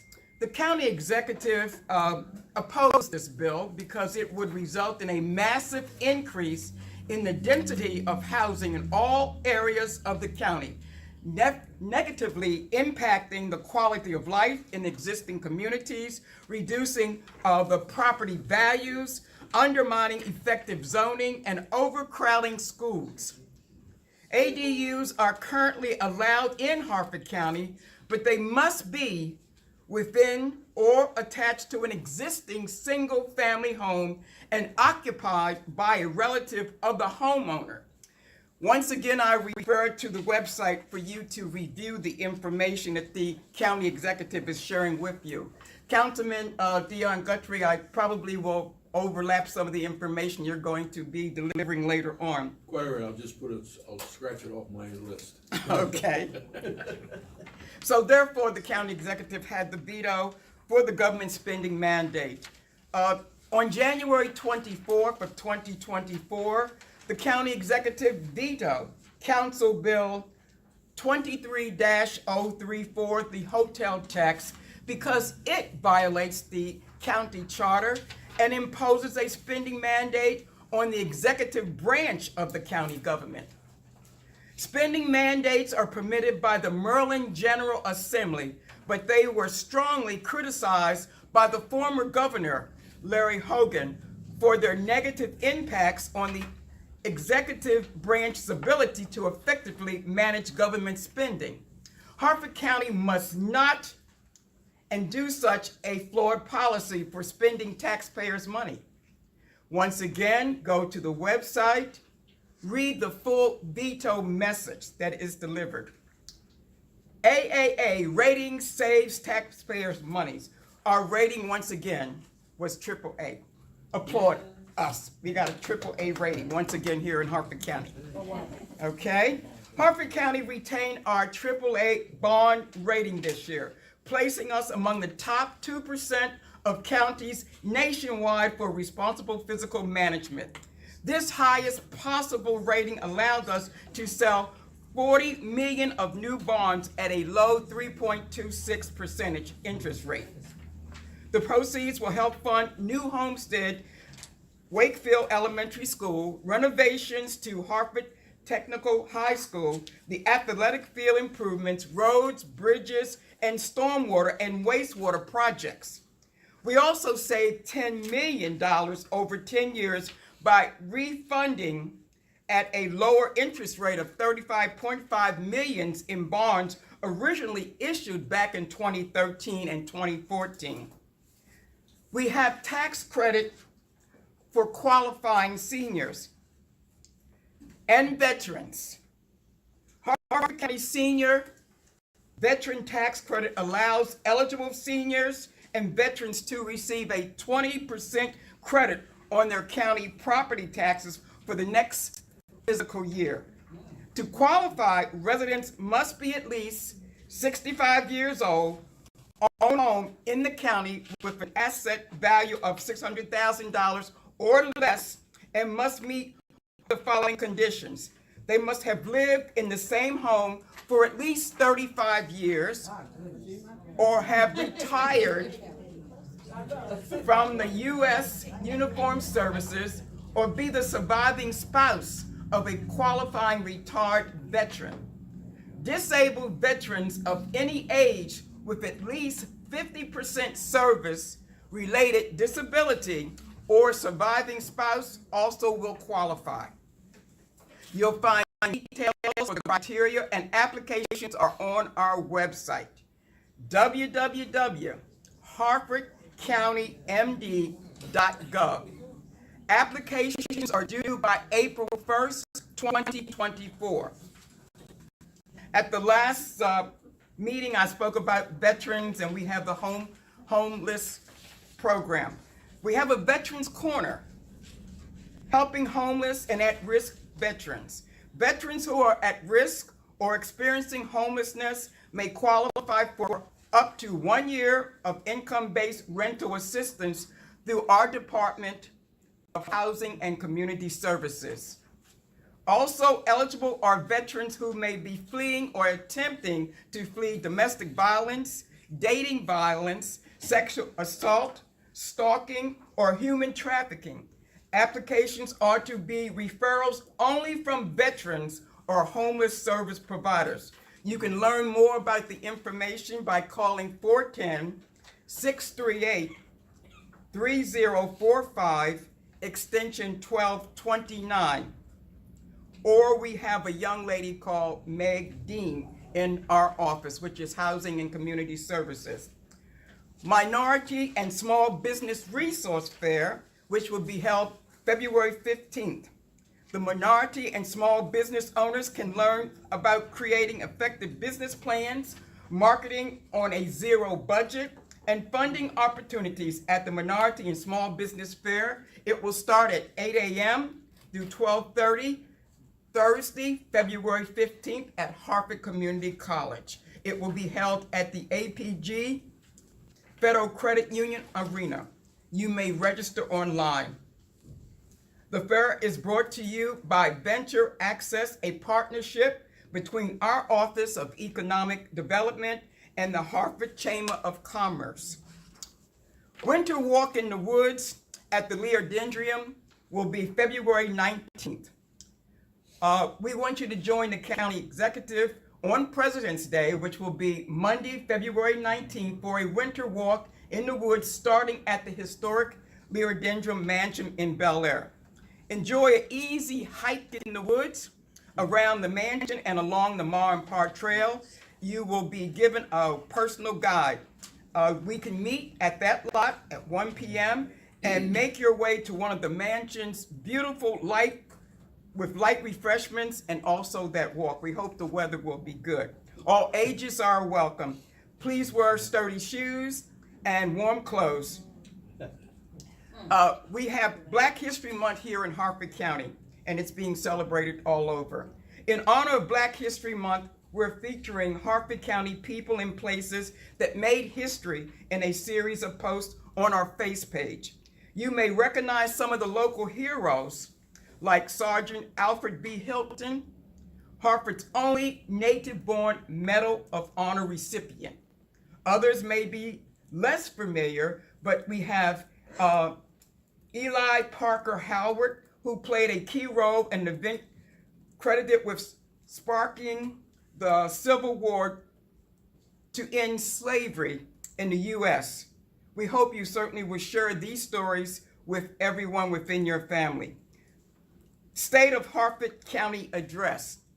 In case you missed it, please see the links on our site for the county executive's first year in office, and you will get a chance to review his state of address that was done on January the 11th of this year. How's my timekeeper? 36 seconds. Okay, thank you so much. He's on salary too as well. I want to share this as I end with the county executive's information. I'm going to pass these flyers around. We start here. We have a free event here in Harford County. Our housing fair, excuse me, and first-time home buyer workshop is going to be held March 23rd, 9 a.m. to 2 p.m. at the Epic Center at the Edgewood location. That's 1918 Pulaski Highway. You must register. Home buyers, that came up tonight in this particular meeting. Learn about down payment assistance programs, the home buying process, and the home ownership. Many of us are still renting, and rental property is going up $200 to $300 more, and it's going to keep going up. So if you're paying $1,500 or more for a 1-bedroom, just think what a 2-bedroom is going to cost you. Attend this HUD-approved workshop and take your first step in qualifying for help and closing costs.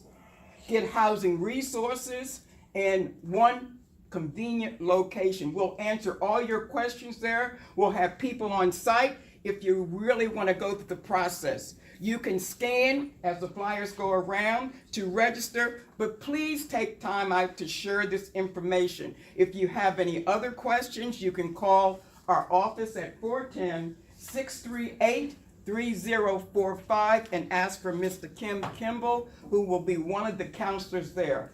So I reiterate, please share your information with people that do not attend this community meeting. If we don't work together, we'll never become stronger, no matter what we do or what we say. Thank you. Preach, sister. Good job.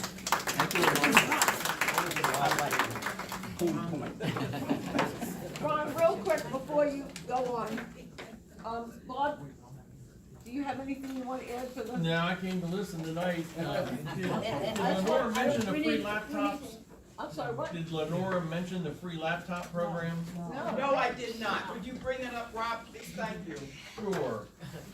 Through our office, we also have a laptop program that you can apply for at the Epicenter in Aberdeen, the Epicenter in Edgewood, the Mason-Dixon Community Services, and Lasso's in Bel Air. So I'll leave these flyers here. It's easy to get, but it's one laptop per family if you qualify, and it's not too hard to qualify for it. Okay. Sure. Okay, now you're up, Ron. Thank you. 9 minutes and 58 seconds left, Ron. He didn't hear you. Down to 9:50. You're walking. You're walking. Thank you. You're wild. I'll stand here so I can lean. Trip over that bar stool? What's that? Trip over that bar stool? Yeah, a 109-pound dog. That's tricky. Anyway, a couple of things we want to talk about tonight. First of all, there are some flyers back there on lithium-ion batteries. Okay, there's a new flyer that's going to be coming out soon. And I have a class next month. Unfortunately, the class will be after our meeting, so in April I'll bring back the information on lithium-ion batteries. A lot of the information is for fire service personnel and how to handle it. Some of it is more informational as how they actually work. I did have some information the other day that came in now that with this new lithium-ion battery, just to let you know, if we get a car that's got a battery fire somewhere on the highway or on any of these roads that are asphalt roads, they have to dig up the road where the thing burned. We're finding out now that these lithium-ion batteries are leaking radioactive material into the surface, so they've got to dig up the surface of the road around the area, take it back, clean it, grind it, and they've got to resurface the road. The vehicle itself must be towed on a rollback. Now, here in Harford County, I think most of our tows are rollbacks. Most, some of your country people that have ones where you just pick up the lift. You can't tow one of these cars on the back of an old-fashioned tow truck, what I call it. They got to be on a rollback. They've got to be, and when they put them into the junkyard, wherever they put them, they have to be at least 50 feet from anything surrounding it, and there has to be a source of water available every day to put on it. These things are very, very dangerous. Okay. Again, you want to got to understand how lithium-ion batteries work, and that's a class that I teach usually. When I talk to some of the seniors, which I'd like to bring up here maybe one evening, give me a 30-minute time, and I can talk about the ion batteries and some other things. I think we all fit into that class there. Last month, somebody asked about the close the door thing. Have you even heard about the close before you doze program? Yes. Besides here, anybody else heard of that? What do we got? 35 people here. Nobody's heard about it. This has been a program. This was put out by the fire marshal. We talked about it last month. What's that? We talked about it last month. Yeah, we talked a little bit about it. We didn't get a chance to go into it in detail because we're running short of time. And that's what I'm going to spend most of my time on. Is basically close your bedroom door when you go to sleep. Why? Because when a fire starts, if it's not in a direct area, by closing the door, you probably could save your life. It's a very hard picture to see, and like I said, when I can bring my laptop somewhere, I can show you these pictures larger. But you see a light area and a dark area. Basically, these are two rooms side by side. There was a house fire. The door on the left, my left, your right, had the doors closed. The door on the right was open. Basically, what you're seeing in that black is a charred area. Anybody in that room probably did not survive. In the other room, they did survive because the temperature stayed more reasonable. And when I say more reasonable, their house on fire, you can't get out, save this place, is stay in your bedroom, have the doors closed, put a blanket or something on the door, keep the smoke from coming in, hang a sheet out the window, close the window, stay by that window. Stay in your room and don't move, go from there. The fire department does a 360 when they come out to a fire, just like we did in Joppatowne today, and I'll talk about that one in a minute. We see something hanging out the window, we know we have a rescue. Automatically. So when the chief comes in, so if you got something hanging out, we know we have somebody up there, maybe disabled, maybe just can't get out, or maybe they're not sure, that maybe it's just smoke in the house. If you don't know, better safe than sorry. Hang that sheet up the window, stay there, and stay in your room. That's why we tell you to close the door. The difference in temperature between the two rooms. The room that was open probably got up to the fire temperature, which is about 14 or 1500 degrees. Back up here, we'll fall over. The room where the bedroom door was closed, maybe 100 degrees. See the difference?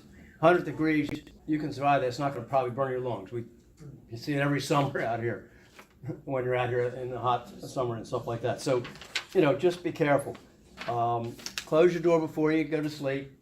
It's a thing now, and we're pushing it more and more, and it's been a thing for all over the United States. It's a program that's going on. And the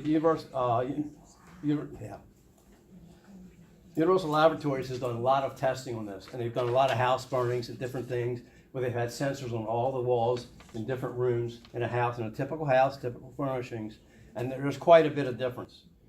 But the biggest thing is focusing on the vertical ventilation. Again, this is why we tell you, stay low and go. A lot of times you've heard that before, in a house fire, get below the smoke, because everything, the heat, smoke, everything's rising. You're up here, you're breathing it. You're down low, you're going to be more than likely to be below it. You're not going to get it as much. You got a better chance of surviving. And then the other thing was, there's a lot of the buildings now designed and the things the way they're designed. If you have, in your building, if you're in a house and you can't see, get on the floor and crawl around holding onto the wall. When you come to a vent, 90% chance there's a window above that vent if you don't know where the vent is. If you don't know where the window is in your room to hang the sheet out. 90% of the time. You go in your house and look, most of your newer houses, all of your new construction, there's usually a vent below the window. Okay, it's the way houses are built, and it makes it easy because that's where they're going to vent out. So that's another way to make sure you're safe and get in there and crawl around and get out of the house, or stay there in that room so we can get you out. The other thing is the house fire in Joppatowne this afternoon, 2-alarm fire down on Shore Drive. Started out in, I'm not going to give addresses, but it started out in one building, spread to 2 other buildings very quickly. And again, you notice there wasn't very much of a wind here, but there was a lot of fire hazard. There's also one other problem, and I've talked about this many times before, what we call hoarding in one of the buildings, the house where the fire started. Okay, hoarding is where you got a lot of stuff sitting around, whether it be boxes, whether it be magazines, clothing, you name it, just sitting around, stuff that shouldn't even be sitting there, harboring our way in to get into the house, to get into the door. Nobody was hurt. There's supposedly 4 cats in one of the buildings. I haven't heard it. I've been waiting while we've been sitting here hoping for the fire marshal's report, but probably won't get it till tomorrow. I texted the fire marshal, they're still on the scene investigating. But if people, we couldn't get in there. It was just burning that quick, it spread that quick and that hot. Within 10 minutes, it was 2 alarms. Okay, that's a lot of equipment. We had people here from Baltimore County, from out on Blair Road, Station 55, you're familiar with the county and stuff. That's how we had, because we had to get personnel in here because of the way the fire was and the uses of the water. And there was a couple hydrants down in that Shore Drive area that weren't producing what they should have produced, which is another problem. I'm not going to go into specifics. was absolutely incredible. Yeah, there were some issues down, but they did get the fire put out in minutes. Got it knocked down. I think, thank goodness, nobody was hurt. The other residents got out safely. The one resident was out of her home. She was out down the street or something where the house broke out. She came down, but her and her husband are both safe. I think 6 people been displaced, if I remember correctly. Now, I just want to tell you one thing. If you follow the Harford County blog or whatever, or the news that comes out, I hate the headline they use today because it's going to give you a misconception of what actually happened. The headline says, torch townhomes in Joppatowne. First thing that comes to mind, torch. That means somebody went in there and burned it. We don't know that for sure, and I doubt that happened. I think it was more of an electrical failure, but that's my opinion at this point. Again, the fire marshal has not completed their investigation, and I will have the information next month when we do meet. But I don't know who writes these things, but that is a headline, and this is why you got to be careful what you read. The houses were not torched, okay? There's no evidence of that. There's no evidence there's any incendiary devices or anything that helped start this fire at this time right now. Okay, and again, it's just somebody looking for a headline to get your attention. So be careful when you read this stuff, okay? I mean, you got to take it with a grain of salt. The fire marshal, when they put out their report, and like say, I'll have the report, and we'll get an idea of probably what happened. My guess is they're probably going to say still investigating. That's probably going to take a few days to figure it out. You blocked my street, I couldn't get out. What's that? You blocked my street, I couldn't get Yeah, out. but you know what, Yeah. I gotta tell you, because I was back, piggyback on something that the sheriff deputy was talking about. Accidents and whatever. I was standing on the corner watching because we had a deputy because the whole street was blocked. I mean, I've never seen so much equipment in my life. And he was directing traffic, and I was talking to him, and he said to me, if you want to see what complete idiots are, stand out here and direct traffic. The street is blocked with every kind of equipment you can imagine. And he's directing traffic and getting people to either go down Bridge Drive, in either direction, because I live right on the corner shore. He had more arguments from more people, and there were more people who said, but I only live in that second house. And I said to somebody, how many people can live in that second house? And he said, then park on Bridge Drive and walk over to your house. Everybody that pulled up was giving him an argument. Yeah. And I'm like, for heaven's sake, do you not look down the street and see there must have been 50 fire engines, ambulances, the whole thing was just We had 3 unbelievable. ambulances down there every week. And these people were standing there arguing with this boy, and he was laughing. He finally said to me, he said, am I right? Are they not idiots or what? Yeah, we had 3, what they call trucks, which is actually Right. along with the ladders, not the high ladders. Oh my God, yeah. Down there from 3 different areas. We had several engines. I think we had 6 or 7 And engines. ambulances, I mean, they were coming like left and right. Oh, the kind of, and we have lines going across the road. When they say do not cross a fire line, do not cross fire line. Now, most of what they're using for supply lines were 4-inch hose. Like it's probably about this big. Again, 4, and it's hard as a rock. Let me tell you, you run over that hose and you break that hose. What's a 50-foot section now? About $3,500 a section that has to be replaced. That's why they block the road for the equipment. People still want to go there, and Paul is so right. People are just so, I want to go down there, and I know they had, I know one car was described as a, stop that Lincoln now. Somebody Wasn't was mine. trying to go around. Wasn't mine. There was a guy in a big white. Oh, I didn't truck. think about that. I'm sorry. There was No, two- I saw the information that I the was locked police in, I told couldn't get out of the house. stop I that was- thing was trying to get by the fire yeah, trucks you went down to go the on big down. Even though there's fire going, there's smoke raising everywhere, and you'll see pictures of it, online tonight. Yeah, but there was 2 more fire engines coming down Shore Drive, and this guy in a truck was arguing with the sheriff that he didn't want to go down Bridge Drive, and the guy kept saying, get out of the way. He said, do you not see the twinkling lights coming? I mean, it almost wasn't funny, but I'm thinking, how stupid are you? Just go down Bridge Drive, you can go around and come out anywhere. So, yeah, it was unbelievable. Yeah, so anyway, getting back to lithium ion battery, just real quick. Because then, yeah, Ralph says your time is Went back in. up. Time's up. Well, she took some of your time. I took a minute of his time. His time was up 5 minutes ago. Lithium ion batteries are like solar panels. They store energy. And that's the reason they're so dangerous. Because when they put the fire, the only thing you can put it out with is a lot of water. Nothing else on this earth right now can put it out. Not foam, not sand, you name it, everything we use for like aircraft and stuff like that won't put these fires out. I got a question, because I heard, is this true or not true? That a lot of times when they take the car to, you know, the car is totaled and they take it, whatever, and they put the fire out, and it can reignite again. That's why they have to be 50 feet with nothing around them. They can and have reignited. There's been instances all over the country and in Europe. And one other thing I'm gonna bring up about these electric cars, that everybody wants to be electric cars by 2035. Don't live in Chicago, because 10,000 cars wouldn't start in the cold weather in Chicago. It's the learning curve. It's a learning curve. Huh? No problems in Norway, which is much colder than They don't have electric Chicago, cars. because they know how to use them. But Ron, Probably don't have them. And do not toss them in Right. the Now we're on to Dion. Okay. in your trash can. Don't toss them in the main trash can. handle There's a special way they have to get rid of them. Any questions for me? Yeah, what's right A lot to cover. Thank you. One question. Oh, there you go. Did you hear anything about the bus accident? The what? The bus accident? There was a bus accident. It was in front of my house. It wasn't. Was it? Yeah. I'll tell you later. It wasn't a big deal. It wasn't. No, I think that was just, the whole thing was bad. I don't think there was anybody. Little fender bender. One more question, and we need to I move on. didn't hear that one. I was too busy listening to Okay, the Ron, fire. one more question for this gentleman, and we're moving on. It's not concerning anything you've done, you talked about tonight, but when was the last time an updated emergency response was put out to the local community in reference to Edgewood Arsenal and any chemical incidents that occur on there? 2019. All right, 'cause I've never seen one. And I've been living here, you know, in the county for 7 years. I worked over there, and it was, every year they do an update. They may not put it out to the public, but since there's less and less chance right now, of something happening, because the mustard gas is gone. Unless, you know, let's say they find something when they put in water or somebody's yard, somebody's putting in a pool, and they find one of these things. But basically, the chance right now is very, very low, but they update it about every 2 years, if I remember correctly.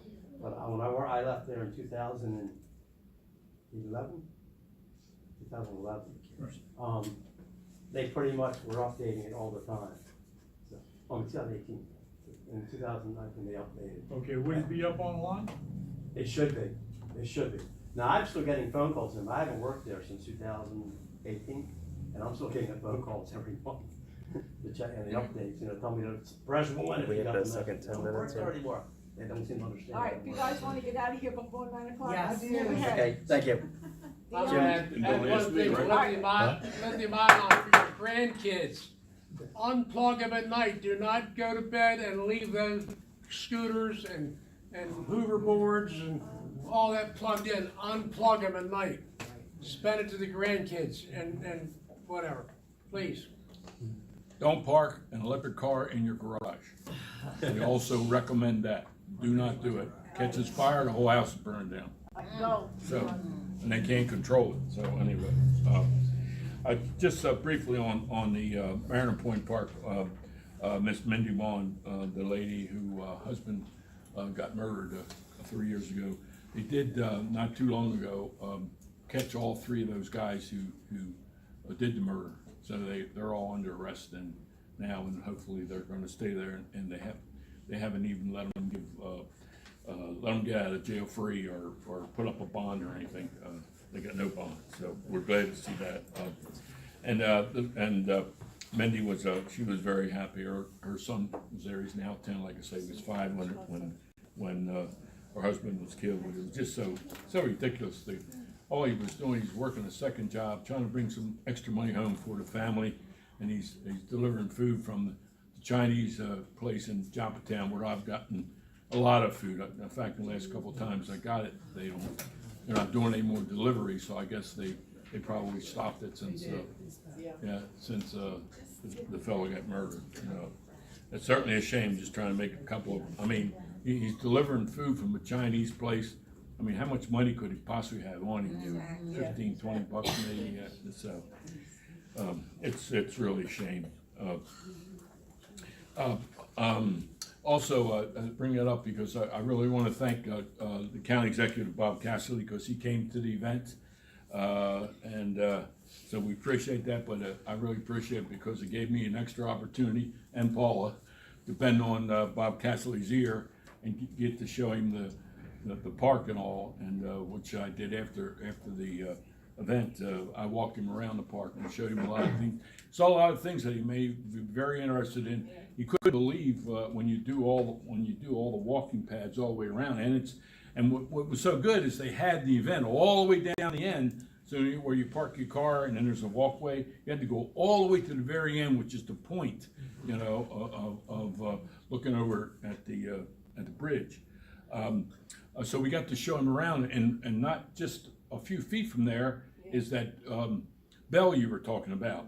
So I got to show him this bell that needs painting, and he says, Paul Magus isn't crazy about painting that. So I said, wait a minute, you're a county executive. He's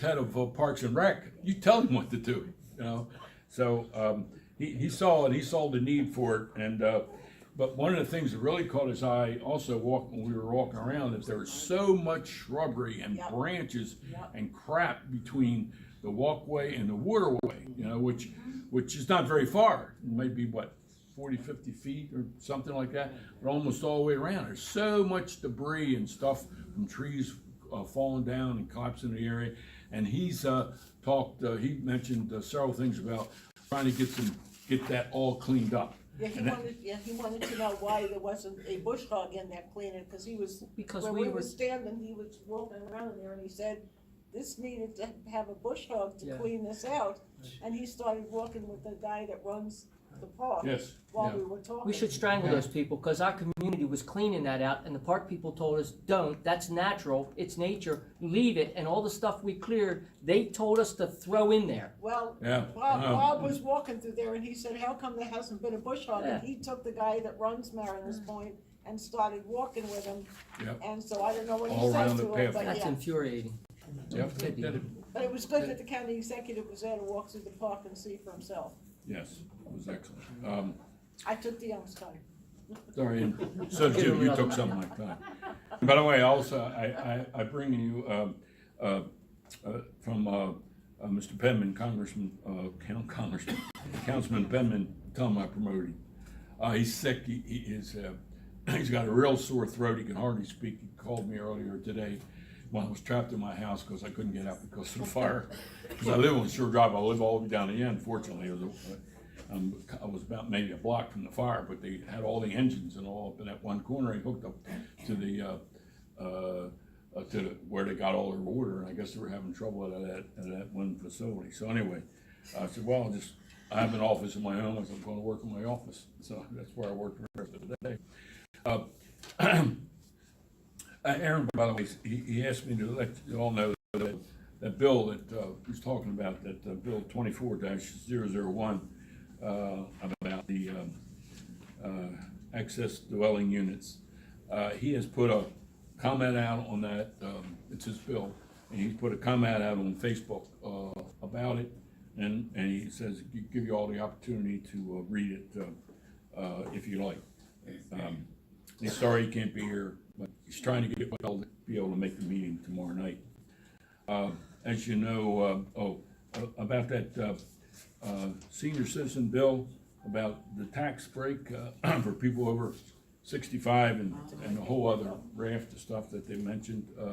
I think the bill's kind of unfair. Something to do with the county executive's bill that he's inherited.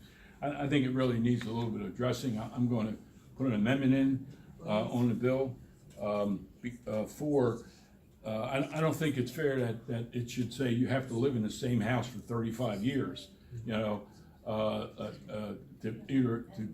get the tax break.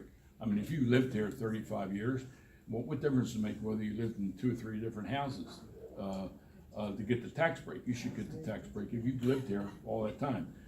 So I'm going to try to change that amendment and say if you lived here, doesn't matter how many houses you live in, you don't have to live in just one house. In fact, if you have somebody who lived here and they're in 2 or 3 or 4 different houses, they've actually spent more money on taxes and everything than the person that stayed in one house all them years because they're paying a lower profile. They didn't pay the transfer taxes and all the other stuff when you move from house to house.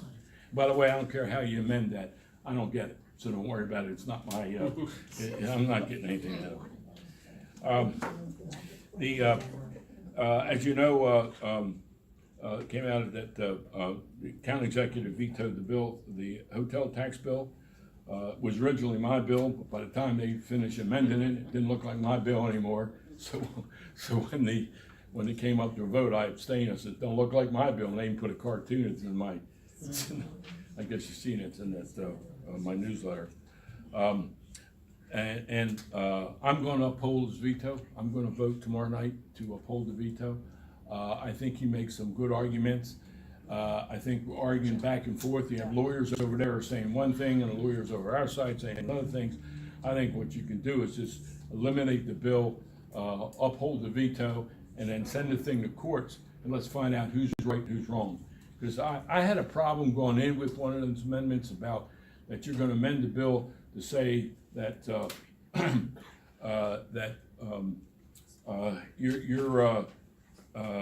you could take a nonprofit and give them 25%. Well, we got hundreds of nonprofits in Harford County. How can you just state that you're going to give 25% to this one nonprofit? I have no problem with this nonprofit, by the way, getting the money.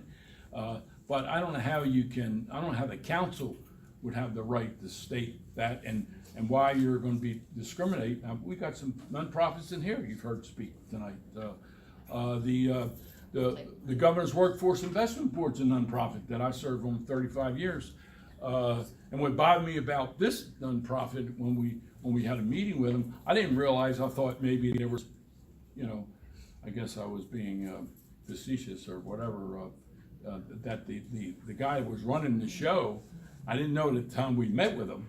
I wish I would have known it at the time, but after I had our auditors do an audit on him, I found out that they pay the head guy that runs that over $100,000 a year, and that they paid certain board members around $20,000 a year. So the total payroll for that year was $191,000, and they're getting between $700,000 and $800,000. Well, if you've got a business and your gross that you take in is only $700,000 or $800,000, are you going to be paying people almost $200,000 in salaries, to run your $700,000 or $800,000 business? Of course not. So they get $700,000 or $800,000 out of the hotel tax, and then they go and do anything, put it wherever they have to, because we don't audit that. I said, well, how come we don't audit that? Well, we have, and they audit all the hotels to make sure the hotels are paying their 6% hotel tax. But then when you give money to like this nonprofit, why don't we audit what that nonprofits, who they're giving it to, and are those people spending it where they're supposed to spend it? So I'm moving along those lines also. I get a little more time because I'm speaking for I gave you an extra 5 minutes. You're working into that now. Okay, I'm sorry. That thing is hot, man, because I don't agree with that. How you giving money to districts that don't even got no hotels, man? They ripping this area off, and it's gotta stop. I can't agree with you. Let me get through mine before he cuts me off. Everybody knows, particularly in Joppatowne, I guess by now, you know that they're talking. They've told the Oasis Marina to shut down. They're actually owned by MarineMax, and Oasis Marina just runs it. They've told Oasis Marina to shut down May 1. And I couldn't believe that this is happening again, and I said, every time I take care of one problem over here, I get two more open over here. And we signed that contract. I didn't sign it, but the county and Hartford Land Trust signed that contract last Wednesday for that 129 acres of land going to be donated to her. And boy, I sat on this for 8 months. You think that wasn't tough keeping that quiet?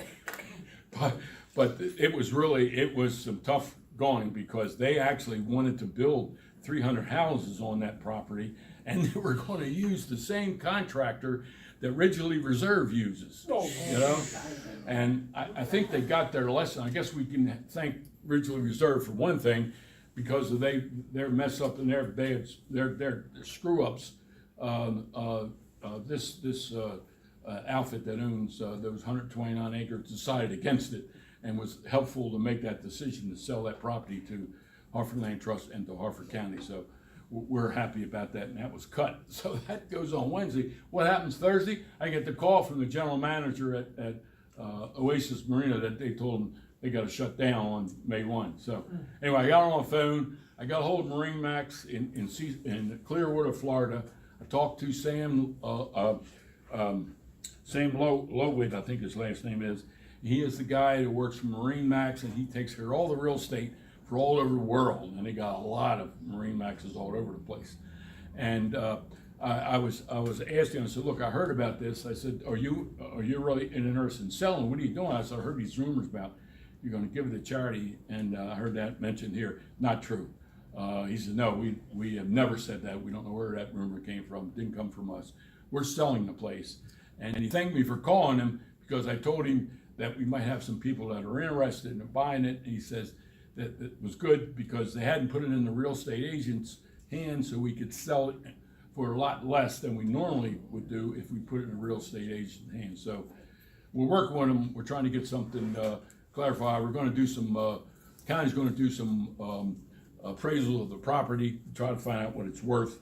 I will pass that along as I get the info. The sports complex at the Copper Mine in Edgewood, it's going to get going full bore. I've got a copy of the layout in my newsletter. However, I think the copy in the county executive's newsletter in color is a lot better, and that shows you all 8 fields, and it's about on the 8 different fields, there's about a layout for 48 different types of sports events that can be held on those 8. Pardon? What will they be doing there, Dion? What kind of sports? There's soccer, football, baseball. They're going to just about everything. Just about everything. They'll get going, and they by the way, they're all over the state. You know, they got a number of properties. This is going to be fabulous for the area. It's going to be fabulous for tourism and drive up the tourism dollar that we can't seem to get any spent in this neighborhood, but we are certainly working on it.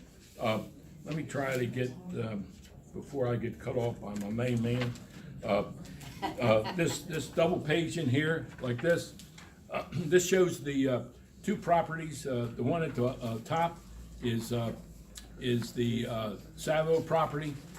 That's the property that we just purchased and going to be made into a park for Joppatowne.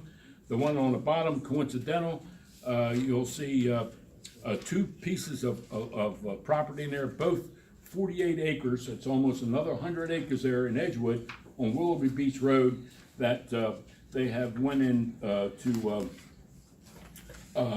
partners basically with the county. Bought it from the Hartford Land Trust, the 48.5 acres, and on the other side, the League of Isaac Walton League of America, how you pronounce that? And that's going to, and that whole piece of property from Willoughby Beach Road all the way down to the water is going to be made a park. With that, I'll Progress. yes. Okay. When's the groundbreaking for the community center? Wait a second. Also, I don't want you to forget this part. You know, the bridge is also. I'm sorry, I just have so many things on my damn agenda. This is about the bridges over both Bush River and Edgewood and Gunpowder River. They're going to be replacing those bridges. In fact, they're going to replace every railroad bridge from Baltimore City all the way up to New York. It is a project that's going to cost $6.9 billion. Would it be? It's going to cost $30 million to replace the Gunpowder River Bridge, and it's going to cost about $18 million to do the Bush River. Reason for the difference: Gunpowder River Bridge is longer.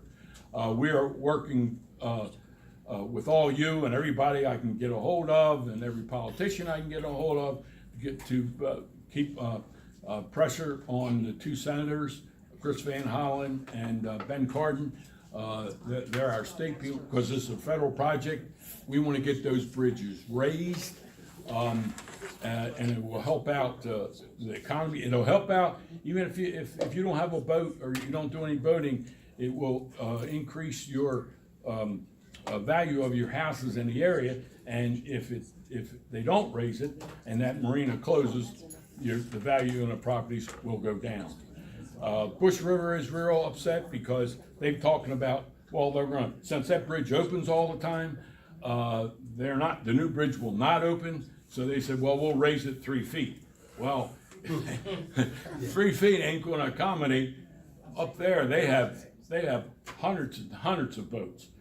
They've got 2 yacht clubs, they got a marina, and Friday night, they invited me up to Bush River Yacht Club's meeting to talk about the bridges and the bridges situation. They must have had 150 people there at that meeting. I mean, it was packed.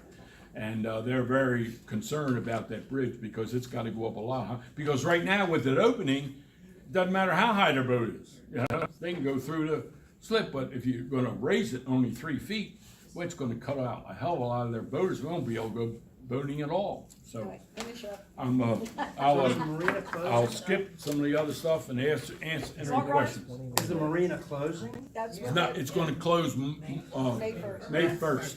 It's not closed now. Permanently? Permanently, May 1st, if they don't sell it, and they've already told all the people to get their boats out of there, which is stupid. Like, yeah, we What about know the guy that bought it, that opened up the restaurant and everything? What happened with that? Did I miss something? We're talking about, we're talking about the one in Joppatowne. The one in Joppatowne doesn't have a restaurant. Don't have a restaurant. What's that? Are you thinking the Edgewood? The Edgewood's got the restaurant. Joppatowne don't have a restaurant. Pardon? I thought there was one in the marina in Joppa. No, they talked about it, but Marine Max wouldn't go for any money. They wouldn't even go for, I was trying to get them a liquor license for 4 or 5 months. I said, what the hell's the problem here? Well, we can't get Marine Max to cut the paperwork. I said, cut the paperwork, give me $200. And I said, I'm gonna get you the license. I said, it's a snap. And they said, no, they wouldn't do it, then they're closing it down. So we're working hard. You know anybody with a lot of bucks, maybe Rubenstein that just bought the Orioles might want to buy a marina. Eminent domain on the marina and Old Pool District. I own all of that. Yeah. You're eating into next month's time now. Taking us off my time next Is month. the representative from Andre's office here? No. No. Okay.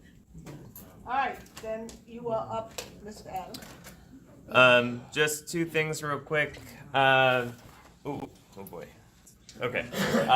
Please don't hurt yourself. Yeah, well, hey, if that live stream goes down, my whole life has been in vain. This Friday, the homeless shelter rotates back to Joppatowne Christian Church. You are more than welcome to come hang out. But if you're looking for something in particular to do, I'm having a Super Bowl party for our guests on Sunday. We've got tons of food. We've got tons of TVs that have come our way. So if you'd like to have a safe, enjoyable place to watch the Super Bowl, please consider coming down to the homeless shelter. The goal is to make the guests feel like they're just invited to the party, not that they're living in a shelter. So it would be a fantastic time and place to do it. And if you want to get involved any other way, you can go to joppatowne.church/shelter. It's also on our front page. The other thing is the school is having a HBCU college fair, first one ever. Joppatowne High School is having that. That is on February 26th. I think it's a Thursday night from 6 to 8. So if We you haven't heard from them. You're here right now. They haven't been in touch with our alumni chapter. Okay, well. I went to Wilberforce University, the true HBCU. Okay. It was founded by us, Well, for the us. person to talk to is Naisha Franklin at Joppatowne High School. I can get you her contact information, okay? Yeah, because she hasn't been in touch with us. Okay, Jim? Just real quick, over the last 4 months, ambulance calls in Joppa, just for Joppa alone, is 1,424. If you work that out, it's about 12 runs a day minimum. And by the time, the other thing I want to get at is that as of 7 o'clock tomorrow morning, Harvard Memorial Hospital is no more. That's what I wanted to ask about. And the facility in Aberdeen, which is gonna be like a 24-bed facility, good for up to 48 hours, and then take you to Upper Chesapeake. The problem that's occurring, and just like the other night, Hartford Memorial was on red and yellow, which means they had no beds. Upper Chesapeake was on complete bypass, and Franklin Square was on red alert, which meant they had no cardiac beds. So if you call an ambulance, and you're not really sick, you got a stomach ache, or you could cut your finger, my suggestion is go to patient care or one of those, not go to the hospital, because some folks, you waited 9 hours. Because the part of the protocol now is if they get if you call for an ambulance, we're gonna take you, all right? We're not gonna turn you down. But if you get there, they're gonna triage you and look at you and say, okay, there's a chair out there in the waiting room, wait your turn. So what are we supposed to do? Because I told my primary care doctor that she got mad. She was like, if you had another heart attack, she was like, your heart troponin was not taken. She was like, you have. They're gonna judge you on the priority of your patient, but again, if they had no cardiac beds or a bypass, yeah, because she was mad that I didn't call the paramedics, and I was like, you don't understand what's going on, doc. She was like, but I need your heart troponin taken right away. I was like, well, the ambulance, I said, I can't do that.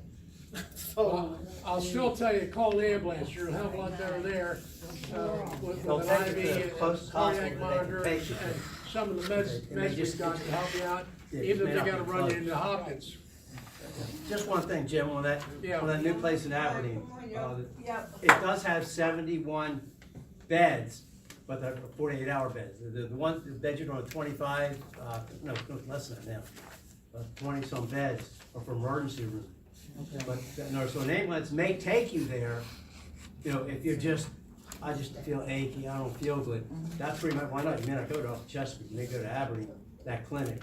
And if you get serious, then they'll transfer you up to Chesapeake. Or they'll transfer you to the nearest hospital that they can get you to in time. You could wind up in the proper Delaware, care. Christiana. Yeah. Plus, that is also going to be a stroke center, I believe, Right. too. It's also in Aberdeen. It's taken my minutes off past. No, but you have something. No. Like I say, I'll send you- again, next month, we're gonna try and get Hartford Land Trust so we can get some more information. What you forgot to add at Mariners Point Park is they are really working on getting the lights in the pavilion. So that would be great. He cut me off, you wouldn't let me talk. Well. Right. You gave a newsletter, we can read. I have, Didn't say it about the lights, but yeah, yes. so the lights would be great, so that during the summer, especially in the evening, we'll be able to have events out there, and so that's gonna be great. Melissa DeRista?